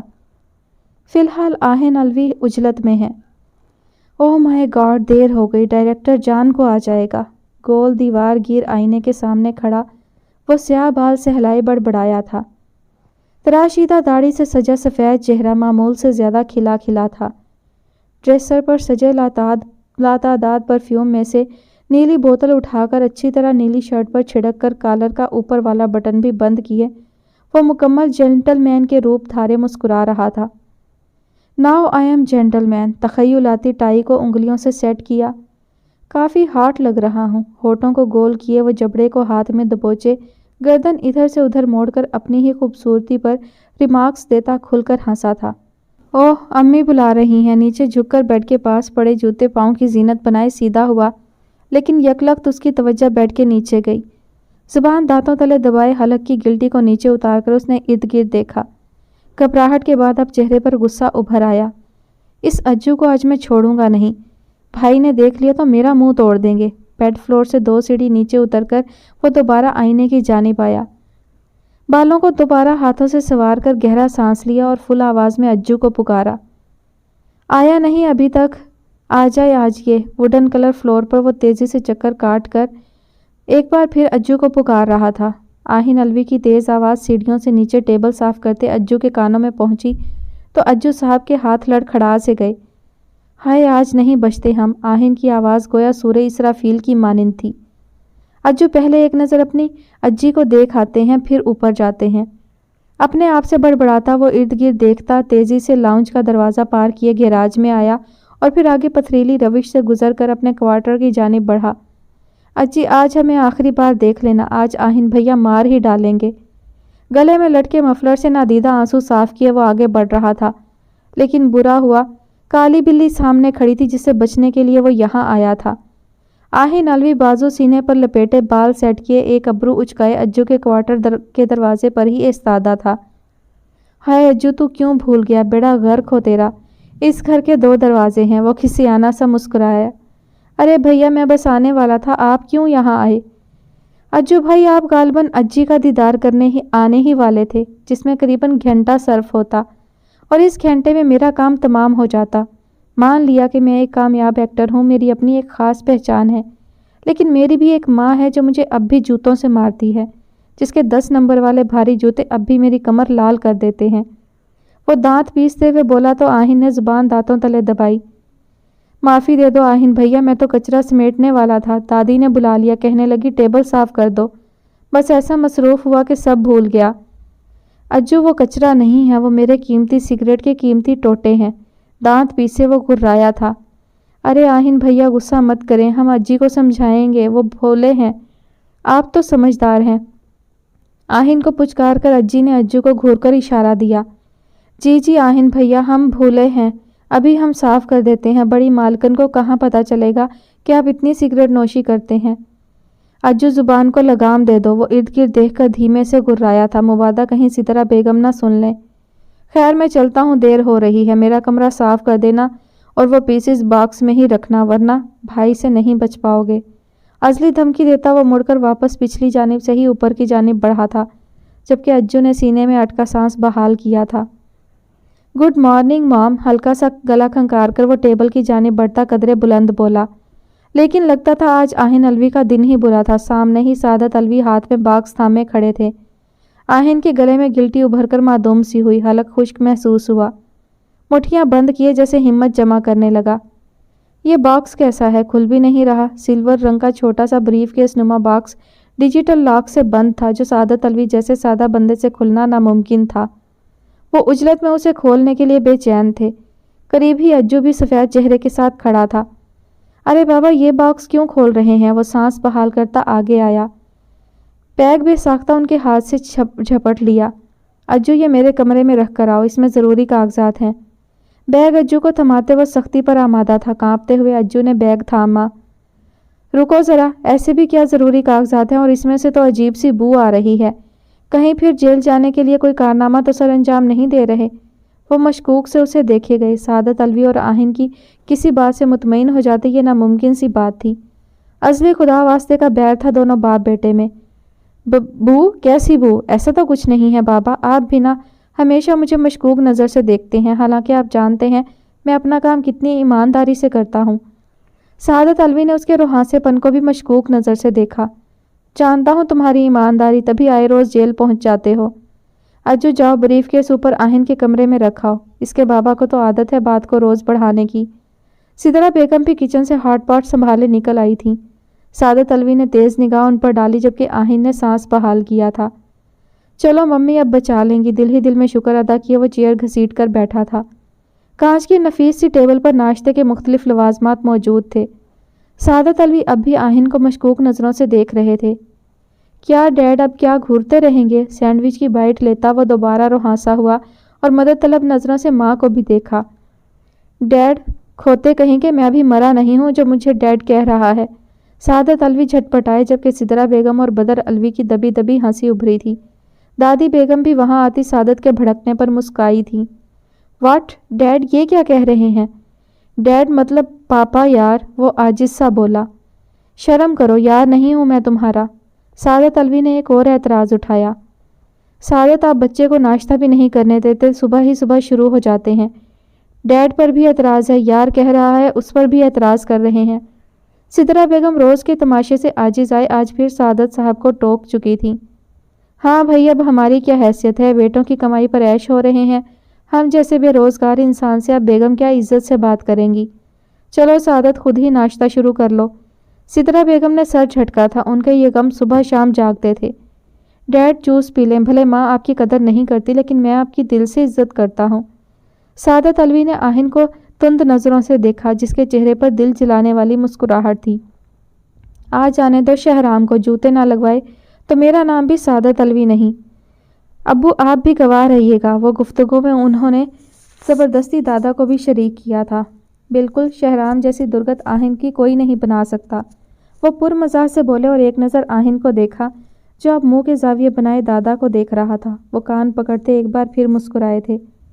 सुनहरी रोशनी कुशादा लाउंज में रक्स करने लगी थी। मीठी बातों की चाशनी जैसे हर जगह अपना तसल्लुत जमाकर गहरा सा तासुर छोड़ती मुस्कुराई थी। स्याह सड़क पर सफ़ेद मर्सिडीज मध्यम रफ्तार से रवां दवां थी। सड़क किनारे लगी लाइट्स गाड़ी में हल्की सी रोशनी फैला रही थीं। पता चला कुछ? आज फिर वही सवाल लबों पर आया था और मोइज़ रफ़ का सर नफ़ी में हिला था और आज फिर महताब अलवी की उम्मीद टूट गई थी। हाथ पहलू में गिर गए थे। तुम कहाँ जाओगी? वो दानिस्ता बात का रुख बदल गया था। पापा के घर उतार दें। एक नज़र उसने पीछे डाली, जहाँ 5 साला आहत गहरी नींद में था। गाड़ी का रुख वो अलवी हाउस की जानिब मोड़ गया। हर जगह पता किया, हर सुराग लगाया है, लेकिन न जाने ज़िंदगी मज़ीद कितने इम्तिहान चाहती है। इस मरतबा मोइज़ रऊफ़ भी तल्ख सा मुस्कुराया था। इसी का नाम तो ज़िंदगी है। परेशान मत हो, वो जहाँ भी होगी ठीक होगी, और जिसकी तुम्हें तलाश है वो भी ठीक ही होगी। खैर, गाड़ी तेज़ चलाएं, वरना अंजाम आप जानते हैं। वो उसे बावर करवाती नेट के गाउन को ठीक करने लगी थी। बरहना सफ़ेद बाजू लॉन्ग शर्ट स्लीवलेस से नुमाया होकर रानाइयाँ बखेर रहे थे। स्याह आंखों में हलकोरे लेता पछतावा जैसे पल भर में रोशन हुआ, जबकि सुनहरी डाईशुदा घुंघराले बाल कमर पर आबशार की मानिंद फैले थे। मोइज़ मुसलसल सामने देखता ड्राइव कर रहा था। अलवी हाउस के सामने गाड़ी रोक कर उसने महताब को देखा। आहत को तुम लेकर जाओगी या फिर मैं अपने साथ? वो दानिस्ता बात अधूरी छोड़े बाहर देखने लगा। टेंशन ना लो, मैं मैनेज कर लूँगी। वो गाड़ी से उतरकर 5 साला आहत को उठाने के लिए झुकी थी। कंधे पर उसका सर रखकर वो गार्ड को सामान निकालने का कहती अंदर की जानिब बढ़ी। पथरीली रविश से गुजरकर वो लाउंज की सीढ़ियाँ चढ़ती अंदर आई। खिलाफ तवक्का शबनम बेगम नाइट गाउन में सोफ़ा पर मुकम्मल इत्मीनान से विराजमान थीं। पाँव सामने टेबल पर रखे नाइट गाउन से भारी सफ़ेद बाजू झलक रहे थे। चेहरे पर मसनूई हुस्न की दबीस तह सजी थी। महताब ने एक निगाह उन पर डालकर कदम आगे बढ़ाए। इसे फिर ले आई हो आज? वो सख्त सा बोलती सीधी हुई। ये मेरी जिम्मेदारी है तो जाहिर है मैं ही इसे संभालूंगी। काटदार लहजे में बावर करवाए वो सीढ़ियों की जानिब बढ़ी, लेकिन शबनम बेगम के कड़वे अल्फाज ने कदमों को जकड़ डाला। इस गंद को ना लाया करो, तुम्हारे बाप को बर्दाश्त नहीं होता। वो तुम्हें इस घर में रख रहे हैं, यही बहुत है। माँ, गंद? रियली गंद? हाँ, ठीक कहा। सर को पीछे गिराए ठंडी आह खारिज किया माँ को देखा। माँ, ये एक वजूद है, भले गंद है लेकिन कम अज़ कम मासूम है, अपनी हकीकत से ना आशना है। लेकिन ये जो घर में जगह जगह गंद है, उसके बारे में आप क्या कहेंगी? खैर, मैं बहस नहीं करना चाहती। गंदगी की बू पूरी तरफ फैल जाएगी। अपने लफ्ज़ों से उन्हें ज़िक पहुंचाती वो ऊपर की जानिब बढ़ी। कांच टूटने की आवाज़ उसके कानों से टकराई। शबनम बेगम अब इंग्लिश में गालियाँ भी बक रही थीं। आहत के उठने का ख्याल करती वो तेज़ी से कमरे की जानिब बढ़ी। उसे सफ़ेद कम्फर्ट से ढांप कर वो आईने की जानिब आई। कानों से डायमंड इयरिंग्स जुदा करके मिरर ड्रेसर पर रखे। वाइप्स उठाकर मेकअप साफ करने लगी। पसमर्दा सा चेहरा इस वक्त मेकअप से मुज़य्यन था। ठंडे वाइप्स गाल पर सर्दपन हायल करने लगे। गाल की ठंडक आंखों पर जमूद तारी कर रही थी, लेकिन दिल के दर्द को जब्त किए वो इस जमूद को जमा लेना चाहती थी, लेकिन हर कोशिश नाकाम हुई। आंसू आज फिर गाल पर लुढ़क आए। हथेली होंठों पर जमाए वो शिद्दत से सिसकी थी। आज कई दिनों बाद वो दुश्मने जहाँ शिद्दत से याद आया। 6 साल की पुरखार राह जिस्म में भी जैसे कांटे गाड़ने लगी थी। लबों ने आज भी इसी नाम की पुकार की थी। तेज़ी से वो वार्डरोब की जानिब आई। इसलिए फुल स्लीव्स वाली लंबी कमीज़ और स्याह ट्राउज़र लिए वो तेज़ी से वॉशरूम की जानिब बढ़ी। वो इस बरहना लिबास से छुटकारा पाना चाह रही थी। शावर के नीचे खड़े होकर वो सर्द मौसम की बिना परवाह किए भीगने लगी। सर्दपन खून जमा रहा था, लेकिन वो अपने इस बदन को रगड़ कर साफ कर देना चाहती थी। दुनिया की गलीज निगाह मिटाने की ख्वाहिश में हल्कान वो अपने ही बाजू जख्मी कर रही थी। कई साथ वो ठंडे पानी के नीचे खड़ी रही। होंठ नीले पड़ने लगे तो वो हिचकियाँ लेती दूर हुई। لباس بدل کر وہ سر لپیٹے باہر آئی۔ سوجن زدہ آنکھوں کے گوشے داستانِ علم سنانے لگے۔ وارڈروب سے سفید دوپٹہ لے کر وہ سائڈ ٹیبل کے آخری والے دراز سے جائے نماز فرش پر بچھا کر نماز عشاء کی نیت باندھ چکی تھی۔ کپ کپاتا بدن سوجن زدہ سے ہونٹ نماز میں بھی اسے بے چین کرتے رہے۔ جس تڑپ سے اس نے نماز ادا کی تھی یہ اس کا رب اور اس کا دل ہی جانتا تھا۔ نماز ادا کیے وہ دعائیہ انداز میں ہاتھ اٹھائے سامنے دیکھنے لگی۔ لمبے ناخن اور ان پر لگی نیل پالش نے اس کی جان ہلکان کی۔ وہ دھک سے رہ گئی، لیکن یک لخت وہ سجدے میں جھک گئی تھی۔ اللہ میرے اللہ، میں جانتی ہوں میں بہت گناہ گار ہوں، پر میں تیری بندی ہوں۔ تو ہی نوازنے والا ہے، تو نواز دینا میری اللہ، میری قسمت بدل دے۔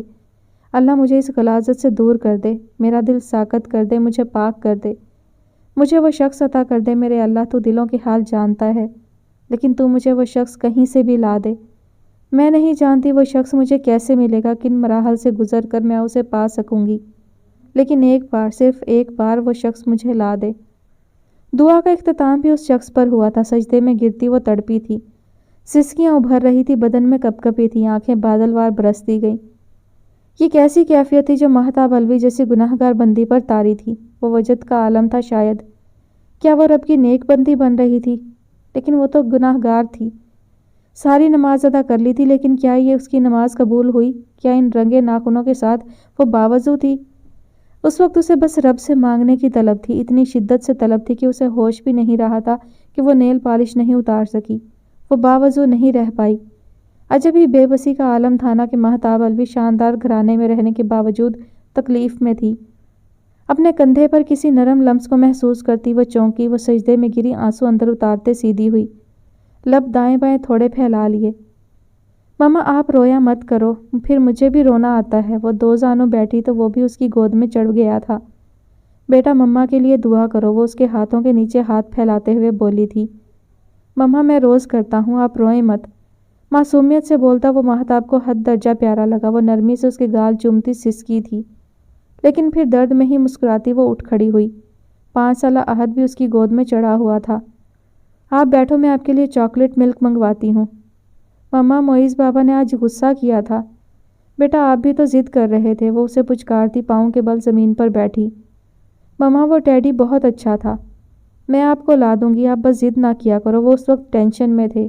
Now smile. جواباً احد کھلکھلایا تھا، اس کی سنوئی سی آنکھیں بھی مسکرائی تھیں۔ آنی کے روم میں نہیں جانا۔ وہ دروازے کے قریب جاتی مڑی، تنبیہی انداز سے احد کو دیکھا۔ جواباً اس نے نفی میں سر ہلایا، جبھی چہرے پر شرارت amid I.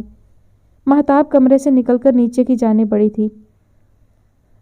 Mummy what the hell! بلند آواز پر ماہ کے ہاتھ سے گلاس چھوٹ کر زمین بوس ہوا۔ وہ نفی میں سر ہلاتی عجلت میں دوبارہ اوپر کی جانب بڑھی۔ سانس پھولا تھا، لیکن وہ تیزی سے اوپر کی جانب آئی تھی۔ احد نے اپنا کارنامہ دکھا دیا تھا۔ مشل الوی کی قیمتی کاسمیٹکس اور قیمتی موبائل زمین پر بکھرا تھا۔ آئی فون کا گلاس ٹوٹ چکا تھا۔ اس نے مشل کا سرخ چہرہ دیکھا اور تیزی سے احد کی جانب آئی، جس کا گال لال ہو رہا تھا اور کئی آنسو گالوں پر بکھرے تھے۔ احد میں نے آپ کو منع کیا تھا، پھر بھی آپ آنی کے کمرے میں آئے۔ شٹ اپ مہتاب، ڈرامے مت کرو، تم ہمیشہ اسے سکھا کر بھیجتی ہو۔ اس بدتمیز بچے نے میرا موبائل توڑ دیا، جانتی بھی ہو پرسوں لے کر آئی تھی میں۔ بلند آواز میں چیختی وہ احد کی جانب بڑھی جو مہتاب کی گود میں چھپا تھا۔ مشل میں نے نہیں، رکو، تم میرا فون لے لو۔ وہ عجلت میں باہر نکلنے لگی۔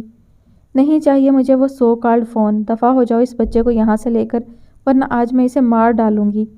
نکلو یہاں سے 1 منٹ سے بھی پہلے۔ بازو سے کھینچ کر اس نے مہتاب کو باہر کیا تھا۔ دروازہ زور سے مارتی وہ سامنے کے بال مٹھی میں جکڑتی چکر کاٹتے ضبط کرنے لگی تھی۔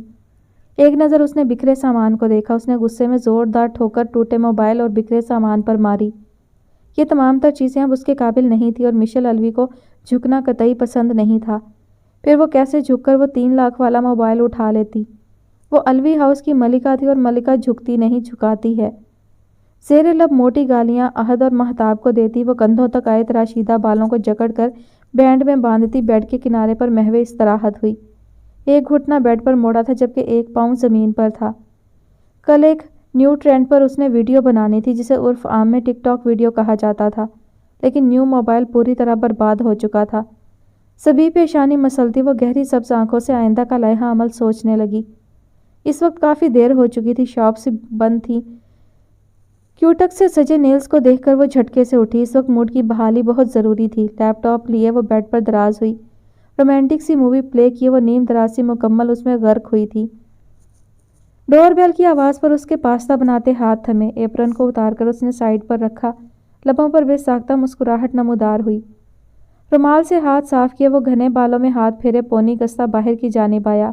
छोटी सी राहदारी जिसके दोनों तरफ रोशनियां नुमायां थीं, जबकि दीवारों पर खूबसूरत पेंटिंग्स सजी थीं। वुडन फ्लोर पर मजबूत कदम जमाकर वो आगे बढ़ा। दरवाज़ा खोले मजीद मुस्कुराया था, वेलकम करने के अंदाज की दिलफरेब मुस्कुराहट के साथ। सामने ही प्रॉम में 6 माह के बेबी के साथ दीबा मुस्तहसन मौजूद थी। स्याह लिबास में मेकअप से मुज़य्यन खूबसूरत नकूश को उभारे, स्याह आंखों पर लाइनर लगाए वो बिलाशुबा खूबसूरत लड़की थी। शहराम अलवी ने प्राम से सफ़ेद गुलाबी गालों वाले गोल गुथने बच्चे को उठाकर सीने से लगाया और नरमी से गाल चूमे। आगे बढ़कर वो दीबा से भी मिला। हल्का सा साथ लगाकर वो दूर हटा था। कैसी हैं? टूर कैसा रहा? दरवाजे पर खड़े रखोगे तो जवाब कैसे दूंगी? शहराम जवाबन सिमटा सा मुस्कुराया। वो मखसूस एक जानिब लबों की मुस्कान जिसकी दीबा दीवानी थी, जिसकी एक दुनिया दीवानी थी। आ जाए, मैं पास्ता ही बना रहा था। मुझे लग ही रहा था आप आज ज़रूर आएंगी। उसे लिए वो अंदर आया था। लिटिल चैम्प, आप कैसे हो? उसका पेट गुदगुदाता वो अब मुझसे मुसलसल मुस्कुरा रहा था देखते हुए। जवाबन वो नीली आंखों वाला बच्चा खिलखिलाया था। दीबा मुस्तहसन ने मोहब्बत के गहरे दीप लिए छोटे से माज को देखा था जो शाम की गोद में मुस्कुरा रहा था। तुम जानते हो हमारे 4 ड्रेसेस इंटरनेशनल लेवल पर सिलेक्ट हो गए हैं। मिस्टर जैम कह रहे थे ये ड्रेसेस ऐसे डिज़ाइन किए गए हैं कि इनको देखकर कोई नहीं कह सकता कि ये एक पाकिस्तानी डिज़ाइनर ने डिज़ाइन किए हैं। और जानते हो मिस्टर जैम ने मूवी में एज कॉस्ट्यूम भी सिलेक्ट किए हैं। उफ, मेरे डिज़ाइन किए गए ड्रेसेस हॉलीवुड की हीरोइंस पहनेंगी।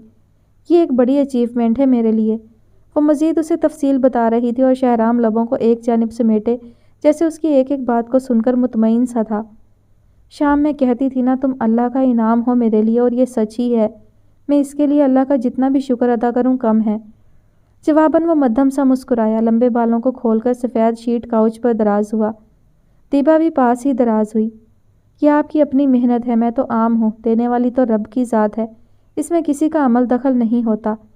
रबड़ बैंड को हाथों में घुमाता वह ज़मीन पर मतवज्जा रहा। 6 साला माज आराम से शाम की गोद में लेटा था।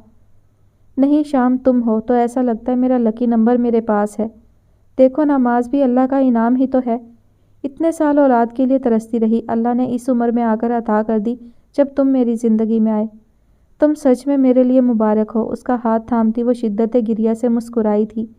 आंखों में नमी चमकी। उसके लफ्ज़ों ने जैसे जुगनू से इर्द गिर्द बखेरे थे।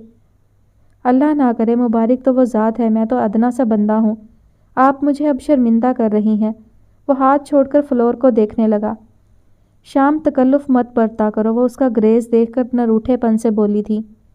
अच्छा मूड ठीक करे, मैं पास्ता लाता हूँ। मांस का गाल चुमकर वो किचन की जानिब बढ़ा। वैसे शाम, शूट कब है? वो लाउंज से ही बुलंद आवाज़ में बोली थी। परसों का है, फिर उसके बाद शो स्टार्ट है जो 3 दिन तक जारी रहेगा। वहाँ लड़कियाँ भी होंगी शाम अलवी, कहीं एज अ कपल रैंप पर वॉक ना करनी पड़ जाए। उसकी कमज़ोर रग को छेड़कर वो मुस्कुराई थी, जबकि शहराम का हाथ ठिठक सा गया। सो व्हाट, वॉक मैं अकेले ही करूँगा, और आप मेरी आदत से वाकिफ़ हैं कि मेरा रोम भी सबसे अलग होता है। वैसे भी वजूद जन से ही कायनात में रंग है और उन्हें भी जीने का हक है। वो अलग बात है कि मैं दामन बचा कर रहता हूँ। वो पास्ता सफ़ेद प्लेट्स में मुंतकिल किए छोटे से डाइनिंग टेबल की जानिब आया। 4 कुर्सियों वाला डाइनिंग टेबल निफासत से लाउंज की छोटी विंडो के साथ सजा था। विंडो से नज़र आती रोशनियों ने उसकी तवज्जो खींची। वह एक नज़र बाहर देखकर पर्दे बराबर किए दोबारा किचन की जानिब आया। कोक और ग्लास लिए वो बाहर आया। दीबा को एक नज़र देखकर उसने माज को गोद में उठा लिया था। दीबा मध्यम सा मुस्कुराई, आंखों में शरारतीपन वाज़े था।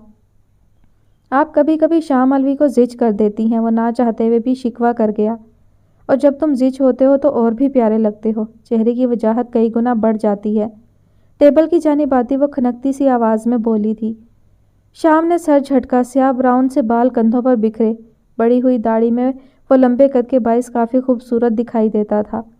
रोशन ब्राउन सी आंखों में अब भी कई ख्वाब जगमगाते थे।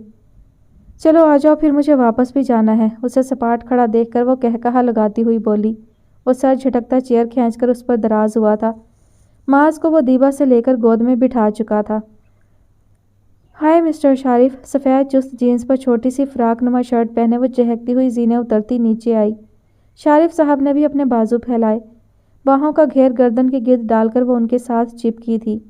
زینیں اترتی مہتاب الوی نے ضبط سے یہ منظر دیکھا، جبکہ شارف صاحب کی گرے آنکھیں بھی مہتاب پر تھیں، جو گرین پرنٹڈ سلیو لیس لانگ شرٹ اور کیپری پہنے سنہری بالوں کو ہمیشہ کی طرح کمر پر بکھرائے تیار تھی۔ دوپٹہ ندارت تھا۔ شارف صاحب نے مشل کو باہوں میں لیے گہری نگاہ مہتاب الوی پر ڈالی، جسے اس نے بمشکل ضبط کیا تھا۔ ایک ادھوری سی نظر اس شخص نے احد پر ڈالی۔ مہتاب کو دوبارہ دیکھ کر انہوں نے ہونٹ گول کیے، آنکھ دبا کر مہتاب الوی کو ایک طرح کا کمپلیمنٹ ہی دیا تھا۔ وجود میں جیسے انگارے سے بھڑک اٹھے، وہ مشل کو شارف سے دور کرنے کے لیے تیزی سے زینیں اترتی مشل کی جانب آئی۔ سفید بلاؤز کے ساتھ سفید جالی دار ساڑی پہنے شبنم بیگم بھی لاؤنج میں آ چکی تھیں۔ شارف نے ہولے سے مشل کو خود سے دور کیا۔ احد کو اٹھانے کے لیے انہوں نے ہاتھ بڑھائے تھے، لیکن وہ ڈرتا ہوا مہتاب سے چپکا، جبکہ مہتاب نے بھی اس کا ہاتھ سختی سے جکڑا تھا۔ شارف نے ہلکے سے ماتھے پر بل ڈال کر مہتاب کو دیکھا، لیکن وہ نگاہ پھیر چکی تھی۔ یہ آپ کا موبائل، وہ نظر انداز کرتے مشل کی جانب مڑے۔ مہتاب کی آنکھوں میں ہلکی سی حیرت ابھر کر معدوم ہوئی۔ یہ عام سی بات تھی، اس گھر کی خبر شارف ابدال صاحب سے اوجھل نہیں رہ سکتی تھی۔ تبھی صبح ہوتے ہی موبائل آ چکا تھا۔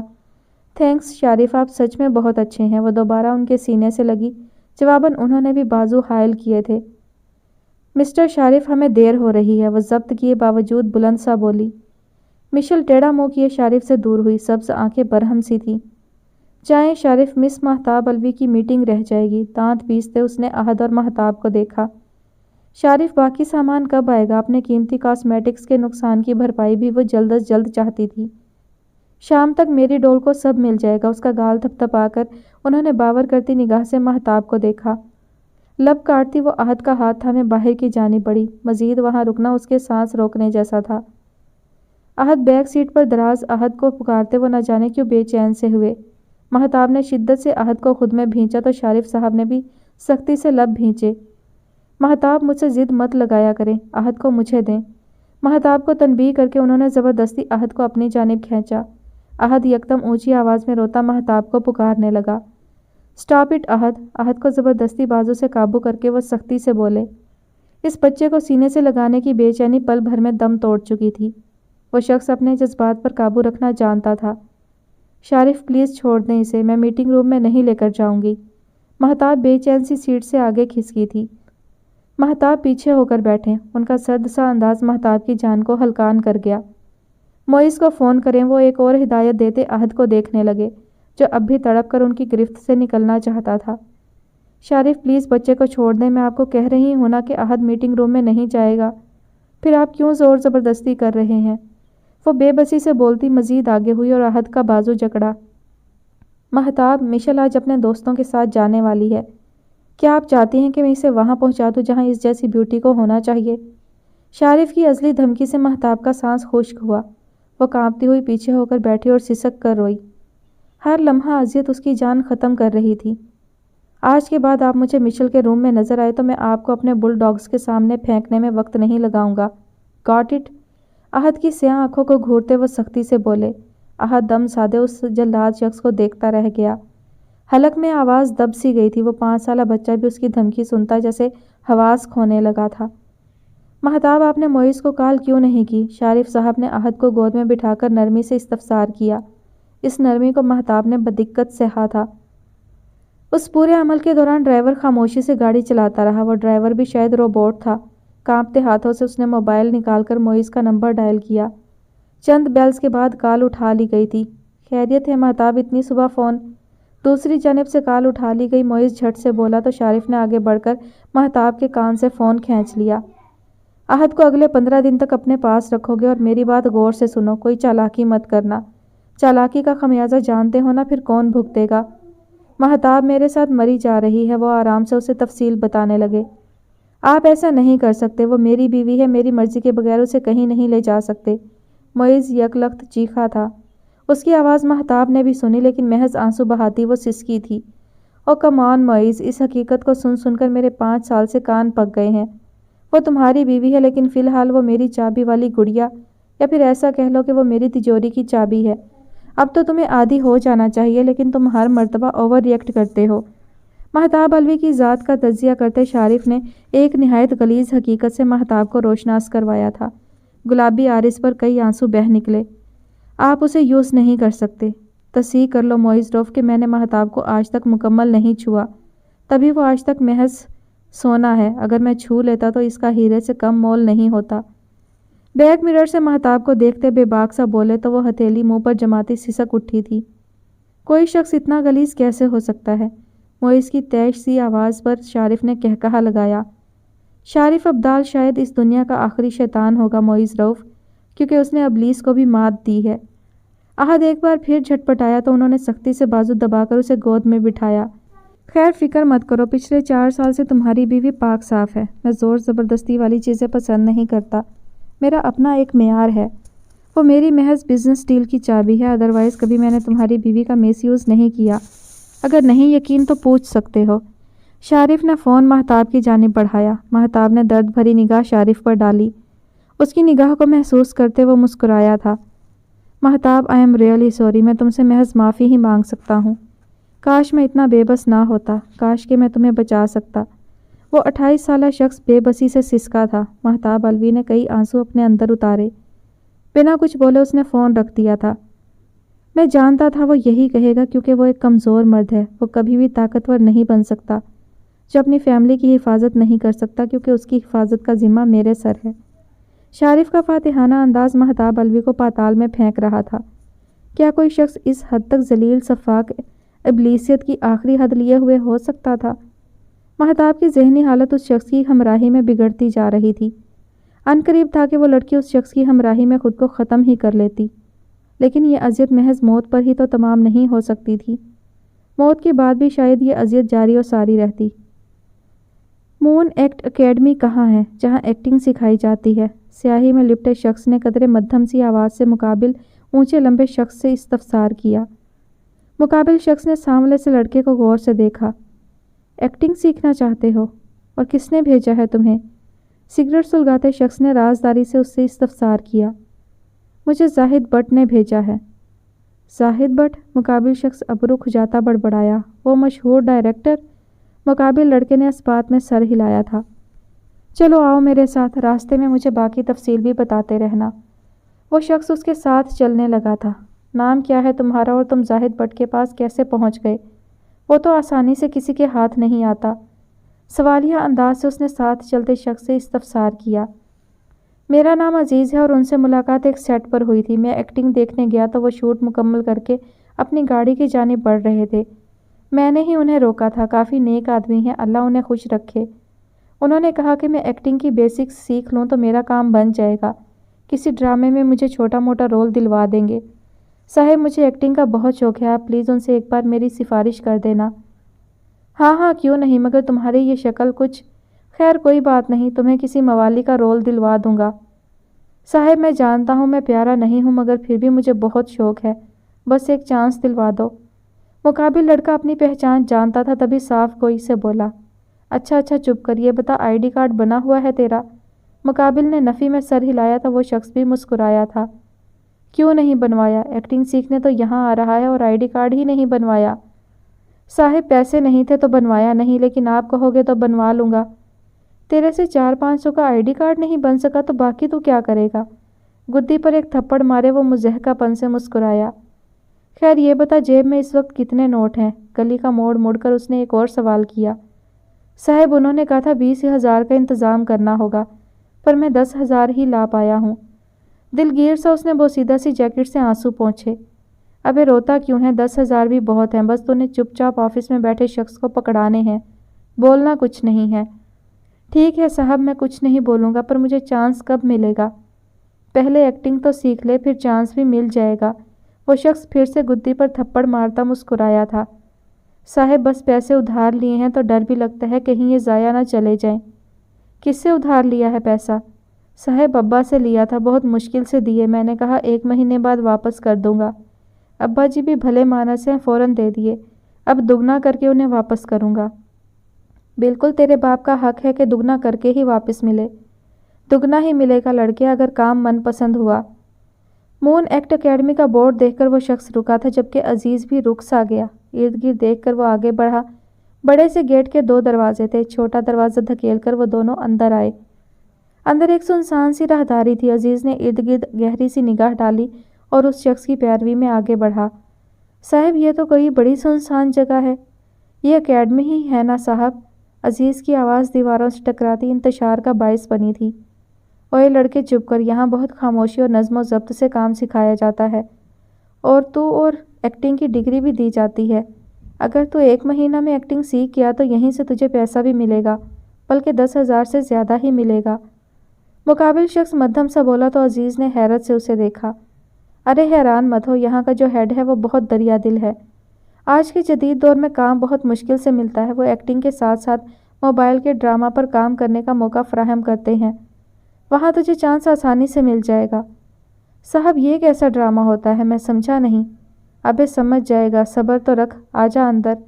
وہ اسے لیے اندر کی جانب بڑھا تو تبریز بھی سانس بحال کیے آگے بڑھنے لگا۔ راہداری کے ختم ہوتے ہی ایک لائن میں 3 کمرے اسے نظر آئے۔ یہ 2 منزلہ اکیڈمی تھی، زینے عقبی رخ پر تھے۔ وہ شخص دروازہ نوک کر کے اندر بڑھ گیا۔ عزیز کو اس نے رکنے کا اشارہ دیا تھا۔ میکانیکی انداز میں اس کی گردن بائیں جانب مڑی۔ وہ ایک ایک حصے کو اپنی نگاہ میں ازبر کرنے لگا۔ چند منٹوں بعد ہی اسے اندر بلایا گیا۔ وہ سر جھٹکتا اندر کی جانب بڑھا۔ ٹیبل کے اس پار سربراہی کرسی پر ایک کریہ صورت والا شخص براجمان تھا۔ اس کی لال آنکھیں دیکھ عزیز کو جھرجھری آ گئی۔ اس شخص نے بنا کچھ کہے ہاتھ آگے بڑھایا تو عزیز نے اپنے ساتھ آئے شخص کو دیکھا، جس نے آنکھ کے اشارے سے اسے پیسے دینے کو کہا۔ وہ سیدھا سی جیکٹ کی جیب سے 10,000 روپے اس شخص کی جانب بڑھائے۔ چیئر پر بیٹھے شخص نے بدلے میں ایک رسید اس کی جانب بڑھائی۔ کل سے رات 8 بجے تم آ جایا کرنا، وہ سرخ آنکھوں والا شخص اس پورے عمل کے دوران بھاری سی آواز میں بولا تھا۔ صاحب، کام ملے گا نا؟ وہ نہ چاہتے ہوئے بھی بول اٹھا تھا۔ مقابل شخص نے انگارہ آنکھیں اس پر ٹکائی، جبکہ ساتھ کھڑے شخص نے بازو سے عزیز کو جکڑا تھا۔ عزیز نے ڈرتے ڈرتے مقابل شخص کو دیکھا اور سوالیہ ابرو اچکائی۔ چلو یہاں سے، کل رات 8 بجے آ جانا، کلاس کا وقت 8 بجے سے 9 بجے تک ہوتا ہے۔ وہی شخص اسے بازو سے جکڑے لے کر وہاں سے نکلتا چلا گیا۔ مری کی سڑکوں پر دوڑتی شارف ابدال کی گاڑی فل سپیڈ میں تھی۔ احد کو وہ راستے میں ہی معیز کے حوالے کر چکا تھا۔ مہتاب نے ایک بار بھی معیز کی جانب نہیں دیکھا۔ مہتاب، مسٹر چارلی کے ساتھ اچھے سے بات چیت کرنا۔ اوپس، بات چیت کہہ رہا ہوں۔ وہ پیشانی مسلتے رکا۔ میرا مطلب ہے اپنے چہرے کے زاویے ٹھیک رکھنا اور کوشش کرنا انہیں اپنی جیکٹس اور کوٹ کے یونیک پیس ہی دکھانا۔ وہ ان کا مطلب اچھے سے سمجھ چکی تھی۔ سپاٹ چہرہ لیے وہ باہر ہی دیکھتی رہی۔ گاڑی ایک لگژری ہوٹل کے سامنے رکی تو مہتاب بھی ہینڈ بیگ اٹھا کر سیدھی ہوئی۔ یہ 3 منزلہ اعلیٰ قسم کا ہوٹل تھا۔ کم آن مہتاب، موڈ ٹھیک کرو۔ میں اگر نرمی برت ہی لیتا ہوں تو کم از کم مجھے اچھا رسپانس دیا کرو۔ ان کا انداز ایسا تھا جیسے وہ کوئی دل پسند کپل ہوں۔ وہ بنا کچھ بولے باہر نکل آئی۔ شارف نے آگے بڑھ کر اسے بازو کے حصار میں لینا چاہا۔ وہ تڑپ کر فاصلے پر ہوئی۔ مہتاب الوی، اپنی حیثیت مت بھولو۔ آئندہ اگر میرا ہاتھ جھٹکا تو میں ہاتھ توڑنے میں وقت نہیں لگاؤں گا۔ شارف نے کرسٹل آنکھیں بڑی کیے اسے گھوری سے نوازا، جبکہ وہ آنکھیں جھپکتی آنسو اندر اتارتی آگے بڑھی۔ ریسیپشن سے چابی لیے دونوں نے اوپر کی جانب قدم بڑھائے۔ تم نے اپنی میڈیسن رکھی تھی؟ شارف الوی کو اس کا خیال آ ہی گیا تھا۔ اس نے نفی میں سر ہلایا۔ میں ڈرائیور سے کہتا ہوں، وہ لا دے گا، اور اگر ناغہ کیا تو مجھ سے برا کوئی نہیں ہوگا۔ مہتاب نے سر اس بات میں ہلایا تو شارف ہنکارا بھرتے اپنے کمرے کی جانب بڑھ گیا۔ وہ بھی تھکے قدم لیے اپنے کمرے کی جانب آئی۔ آنسوؤں نے آج پھر ان گالوں کا راستہ دیکھ لیا تھا۔ بریلینٹ شام، کیا کمال پوز دیے تم نے۔ آئی سویئر کسی جلاد کے چہرے پر بھی اتنا سپاٹ پن نہیں ہوتا جتنا تم لے آتے ہو۔ مسٹر، کیا ایکسپریشن ہوتے ہیں، کیا سٹائل تھا۔ قسم سے تم کسی ڈرامہ یا فلم میں کام کرو تو ہر پروڈکشن کمپنی، ہر ڈائریکٹر تمہیں اپنی فلم میں کاسٹ کرنا چاہے، اور میں تو کہتی ہوں تم خود کو انٹرنیشنل لیول پر لاؤ۔ اف اف شام، میں ہر بار تمہاری فین ہو جاتی ہوں۔ دیبا کی پرجوش سی آواز پر وہ سمٹا سا مسکرایا۔ حال ہی میں لانچ ہوئے نیو برانڈ، جو چند مہینوں میں ہی شہرت کی بلندیوں پر پہنچا تھا، دیبا کے ساتھ کانٹریکٹ سائن کر چکا تھا۔ اسی شوٹ کے سلسلے میں وہ آج کافی مصروف رہا تھا اور اب وہ سیدھا دیبا کے پاس آیا تھا۔ ویسے شام، تم شلوار قمیص میں کافی خوبصورت لگتے ہو۔ اٹس ٹو مچ دیبا، بس کریں۔ وہ کاؤچ پر لیٹنے کے سے انداز میں بیٹھا۔ آئی سویئر شام، میری گرتی ساکھ کو جیسے تم نے بحال کیا تھا نا، میں ساری عمر بھی تمہارا قرض نہیں چکا سکتی۔ اب دیکھو نہ جانے کتنے ماڈلز ایکٹریس کو میں انٹروڈیوس کروا چکی ہوں، لیکن جو کام تم نے کیا وہ کوئی بھی نہیں کر پایا، اور نہ تم مجھے چھوڑ کر آگے بڑھے۔ دیبا پلیز ایموشنل مت ہوا کرے، میں اپنے کام کے ساتھ مخلص رہنا چاہتا ہوں۔ کاٹ میں لیٹے ماز کو دیکھ کر وہ اسی کی جانب آیا۔ ویسے یہ مستحسن صاحب کہاں ہیں؟ کافی دن سے نظر نہیں آ رہے۔ وہیں جہاں ہوتے ہیں، دیبا آنکھ رگڑتی مسکرائی۔ ایز یوزول اپنے روم میں، نہ جانے ان کے ذہن میں اتنے یونیک آئیڈیاز آتے کہاں سے ہیں۔ ہمیشہ کی طرح دیبا شروع ہو چکی تھی، جیسے آپ کے دماغ میں آتے ہیں کہ کس ڈیزائنر کو اپروچ کرنا ہے، کس نے آپ کو اپروچ کرنا ہے، کس فوٹوگرافر سے رابطے بحال کرنے ہیں، کس انسان کو گلیمر کی دنیا میں انٹروڈیوس کروانا ہے۔ وہ تفصیلاً بولتا ماز کو اٹھا چکا تھا۔ اس بچے سے اسے خصوصی لگاؤ تھا۔ شام، شادی کر لو۔ ماز میں اس کی دلچسپی دیکھتی وہ آج بھی خود کو کہنے سے روک نہیں پائی تھی۔ وہ یکلخت تھم سا گیا اور ایک اچٹتی نگاہ دیبا پر ڈالی جو کوہنیاں ٹیبل پر ٹکائے آگے ہو کر بیٹھی تھی۔ دیبا لیو دس ٹاپک، میں یہاں فریش ہونے آیا ہوں، وہ سپاٹ سا جبڑے بھینچتے ہوئے بولا۔ کیا اسے ڈھونڈنا نہیں چاہتے؟ وہ اب بھی خاموش نہیں ہوئی تھیں۔ شام، 6 سال ہو چکے ہیں، 6 سال کم عرصہ نہیں ہوتا۔ نہ تم آگے بڑھنا چاہتے ہو، نہ پیچھے مڑ کر دیکھتے ہو۔ تنہا یہ سفر نہیں کٹے گا۔ دیبا، آپ جانتے بوجھتے میرے زخموں پر نمک چھڑک رہی ہیں۔ کیا آپ نہیں جانتی کہ میں نے کتنا سفر کیا ہے؟ خلاف توقع وہ آج پھٹ پڑا تھا۔ میں اسی لیے تو کہتی ہوں کہ کسی اچھی لڑکی سے شادی کر لو۔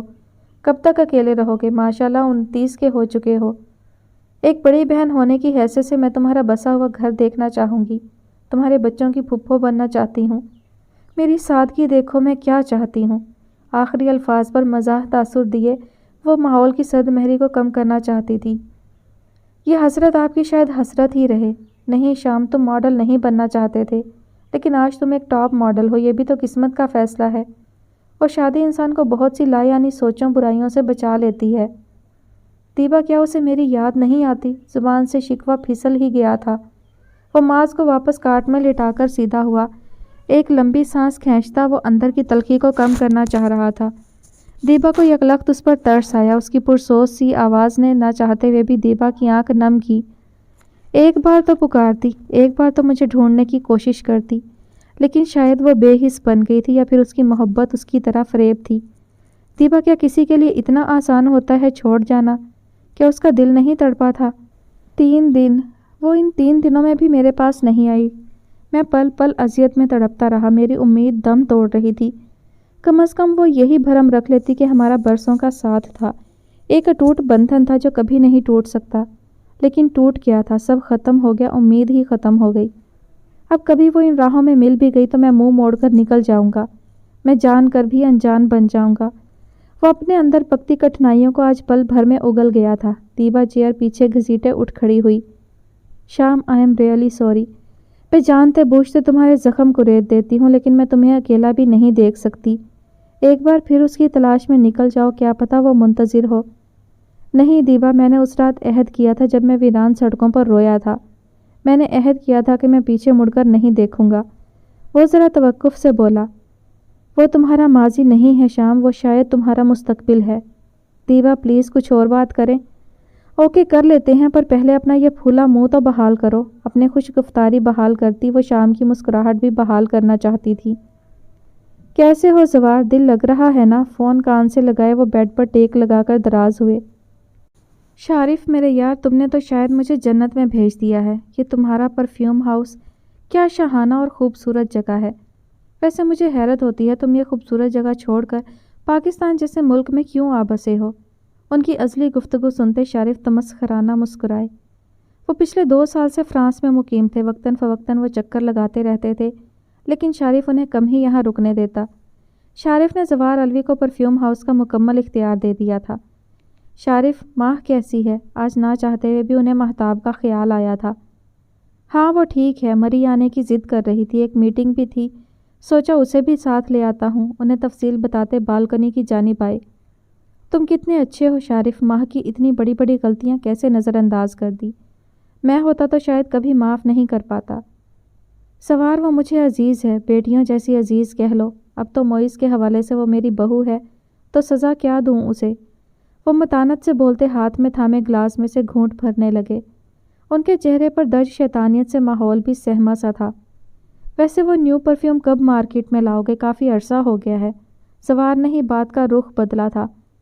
نیکسٹ منتھ اسی پر کام کرنے والا ہوں، بے فکر رہو۔ اس بار ڈبل پروفٹ چاہتا ہوں، اسی لیے پرفیوم کی ڈیزائن میں تھوڑی رد و بدل کروانا چاہ رہا ہوں۔ جیسے تمہیں مناسب لگے، لیکن میں اگلے ماہ واپس آنا چاہتا ہوں۔ یک لخت ان کی پیشانی پر سختی نمایاں ہوئی، لیکن گہرا سانس لے کر انہوں نے چہرے پر ازلی مسکراہٹ بحال کی۔ ابھی وہاں رہو، نیکسٹ منتھ میں نیو پرفیوم لانچ کرنے والا ہوں، پھر آ جانا، آدھا پروفٹ تمہارے حصے میں ہوگا۔ جیسے تمہاری مرضی شارف، بس گھر والوں کی یاد آ رہی تھی۔ ویسے وہ احد کہاں ہے؟ اب کہ ان کے لہجے میں ناگواریت سی تھی۔ شارف ابدال کا چہرہ بھی سپاٹ ہوا۔ وہ موئز کے پاس ہے، تم فکر مت کرو، وہ بہت کم تمہارے گھر جاتا ہے۔ شارف اسے ہر طرح سے مطمئن کرنا جانتے تھے۔ شارف، میں تمہارے احسان کا بدلہ چاہ کر بھی نہیں چکا سکتا۔ مہتاب پر بھی مجھے حیرت ہوتی ہے، بجائے اپنا گھر سنبھالنے کے نہ جانے کس کی گندی اولاد کو وہ پال رہی ہے۔ کول ہو جاؤ زوار، مہتاب میں اچھے طریقے سے ہینڈل کر لیتا ہوں۔ اب تو وہ کافی حد تک میٹنگز کے اصول سمجھ چکی ہے۔ یہ کام تم نے اچھا کیا ہے، نیکسٹ منتھ ہی میں مہتاب کی رخصتی کرتا ہوں۔ بالکل، اب یہ نیک کام بھی ہو جانا چاہیے، میں بھی اپنے گھر میں اب خوشیاں دیکھنا چاہتا ہوں۔ شارف کے جواب پر زوار الوی بھی مطمئن ہوئے تھے۔ بالکنی میں کھڑے وہ کئی ساتھ پلاننگز میں مگن رہے تھے۔ ول یو میری می مشل؟ خوبرو سا شخص ایک گھٹنے کے بل مشل الوی کے سامنے خوبصورت سی رنگ لیے دراز تھا۔ مشل نے بے ساختہ دونوں ہاتھ منہ پر رکھے، ہاتھ بے ساختہ آگے بڑھایا۔ چہرے پر تاثرات اب بھی بے یقینی سے تھے۔ رنگ پہنا کر اسی شخص نے مشل کو گول گھمایا، دونوں روبرو ہوئے منظر میں کھو چکے تھے۔ شوٹ مکمل ہو چکا تھا۔ پرفیکٹ مشل، اس کی ساتھی دوست نے بے ساختہ کہا تھا۔ بالکل، عریشہ صحیح کہہ رہی ہے، تم اتنے جاندار تاثرات دیتی ہو نا کہ کبھی کبھی میں بھی دنگ رہ جاتا ہوں۔ 25 سالہ اسد مسکراتے ہوئے مشل کے ہم قدم ہوا تھا۔ وہ 2 سال سے ریلیشن میں تھے، اکٹھے پڑھتے رہے تھے اور اکٹھے ہی ویڈیوز بھی بنانے لگے تھے۔ وہ شارف کے دوست کا بیٹا تھا، دوستی کا ہاتھ بھی اسد نے ہی بڑھایا تھا۔ دیر سے ہی صحیح، لیکن وہ مشل کی جانب سے دوستی کا ہاتھ تھام چکا تھا۔ ویسے کسی دن میں تمہیں سچ میں پرپوز کرنے والا ہوں۔ وہ گراؤنڈ سے نکلتے اب پتھریلی روش پر چلنے لگے تھے۔ اور میں اس دن کا شدت سے ویٹ کروں گی۔ قدرے کھلکھلاتی اس نے انگلیوں کی پوروں سے بالوں کو سمیٹا تھا۔ لہجہ عام سا تھا، نہ کوئی کھنک نہ کوئی اشتیاق۔ سفید جینز میرون ہائی نیک شرٹ پہنے وہ اسد کو متوجہ کرنے کا سارا حسن رکھتی تھی۔ ویسے آج تم کافی خوبصورت لگ رہی ہو۔ You mean hot? مشل بے باکی سے کہتی عریشہ کو دیکھنے لگی جو اپنے موبائل میں مگن تھی۔ اس کا کچھ نہیں ہو سکتا۔ نفی میں سر ہلاتی وہ نکرئی ہنسی ہنستے اسد کو دیکھنے لگی جو آنکھوں میں خمار لیے سینے پر بازو باندھے ہلکی سی گردن ترچھی کیے مشل کو ہی دیکھ رہا تھا۔ مشل نے ابرو اچکا کر سوالیہ انداز اپنایا تو اس نے نفی میں سر ہلایا۔ تم مجھے ویسے بھی اپنی جانب متوجہ کر لیتے ہو تو پھر یہ کام کیوں کرتے ہو؟ اس کے بازو پر تھپڑ مارتی وہ دوبارہ بازو میں اپنا بازو حائل کیے چلنے لگی۔ بے ساختہ سر شانے پر ٹکایا، لیکن یہ عمل بھی چند لمحوں میں محیط رہا۔ بے ساختہ جھرجھری لیتے وہ دور ہٹ گئی۔ دل یک لخت تیزی سے دھڑکا تھا۔ کیا ہوا Mishal? Are you all right? Asad نے بھی اس کی بے چینی شدت سے نوٹ کی۔ نہیں، میں ٹھیک ہوں، گھر چلتے ہیں۔ وہ تیز قدموں سے آگے بڑھ گئی تھی جبکہ اسد محض اس کی پشت دیکھ کر رہ گیا تھا۔ اگلے دن ٹھیک 8 بجے وہ اکیڈمی میں موجود تھا۔ گارڈ نے اسے ایک کارڈ دیا تھا جس کی بدولت اب وہ روز یہاں آسانی سے آ جا سکتا تھا۔ طویل راہداری سے گزر کر وہ اندر آیا۔ چھوٹی سی چیئر پر ادھیڑ عمر شخص زینوں کے پاس براجمان تھا۔ کیا لینا ہے؟ وہی شخص قدرے کرختگی سے بولا تھا اور عزیز کے چہرے پر خوف نمایاں ہوا۔ میں ایکٹنگ سیکھنے کے لیے آیا ہوں، آج میرا پہلا دن ہے۔ جاؤ اوپر اور تیسرے کمرے میں چلے جانا، وہاں کلاس ہوتی ہے۔ عزیز سر اس بات میں ہلاتا تیز قدموں سے اوپر کی جانب بڑھا۔ نیچے والے پورشن کو بوسیدہ مکان اور اوپر والے پورشن کو ایک محل نما پورشن کہنے میں کوئی آر نہیں تھی۔ دیواروں پر ایکٹرز کی کئی تصاویر چسپاں تھیں، کچھ تصویریں رومانوی ماحول کی عکاسی کر رہی تھیں۔ کوریڈور میں جا بجا کمرے تھے۔ وہ تیسرے کمرے کی نشاندہی کرتا آگے آیا۔ دروازہ دھکیل کر وہ اندر داخل ہوا۔ وہاں چند لڑکے موجود تھے۔ تعجب سے گردنیں اس لڑکے کی جانب مڑی۔ عزیز بے ساختہ جھینپا تھا۔ آ جاؤ لڑکے، اتنا وقت نہیں ہوتا۔ ایکٹنگ ٹیچر جو سامنے کھڑا تھا اسے اجازت نامہ دیا۔ وہ کرسی سنبھالے بیٹھا تھا جبکہ کئی لڑکے غیر محسوس طریقے سے دور ہو کر بیٹھے تھے۔ کچھ دیر میں وہ ایکٹنگ کے رموز سمجھنے میں مگن ہوا تھا۔ صبح تک کئی طرز کے ملبوسات اس کے کمرے میں موجود تھے۔ وہ تمام لباس موقع کی مناسبت سے بے حیائی کو اچھا خاصا ترجیح دے رہے تھے۔ مہتاب کی پلکیں نم سی ہوئی جبکہ فضا میں سانس لینا بھی مشکل لگا۔ کئی ڈریسز کی تو آستین بھی نہیں تھیں۔ ایک ویلوٹ ڈریس کانپتے ہاتھوں سے سامنے کیا۔ یہ کپکپاہٹ تو مہتاب الوی کی پچھلے 6 سال سے تھی۔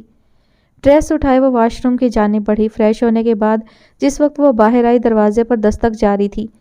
آگے بڑھ کر اس نے دروازہ کھولا، سامنے ہی بیوٹیشن موجود تھی۔ مہتاب کو حیرت نے گھیرا۔ سوالیہ انداز سے اس نے سامنے کھڑی لڑکی کو دیکھا۔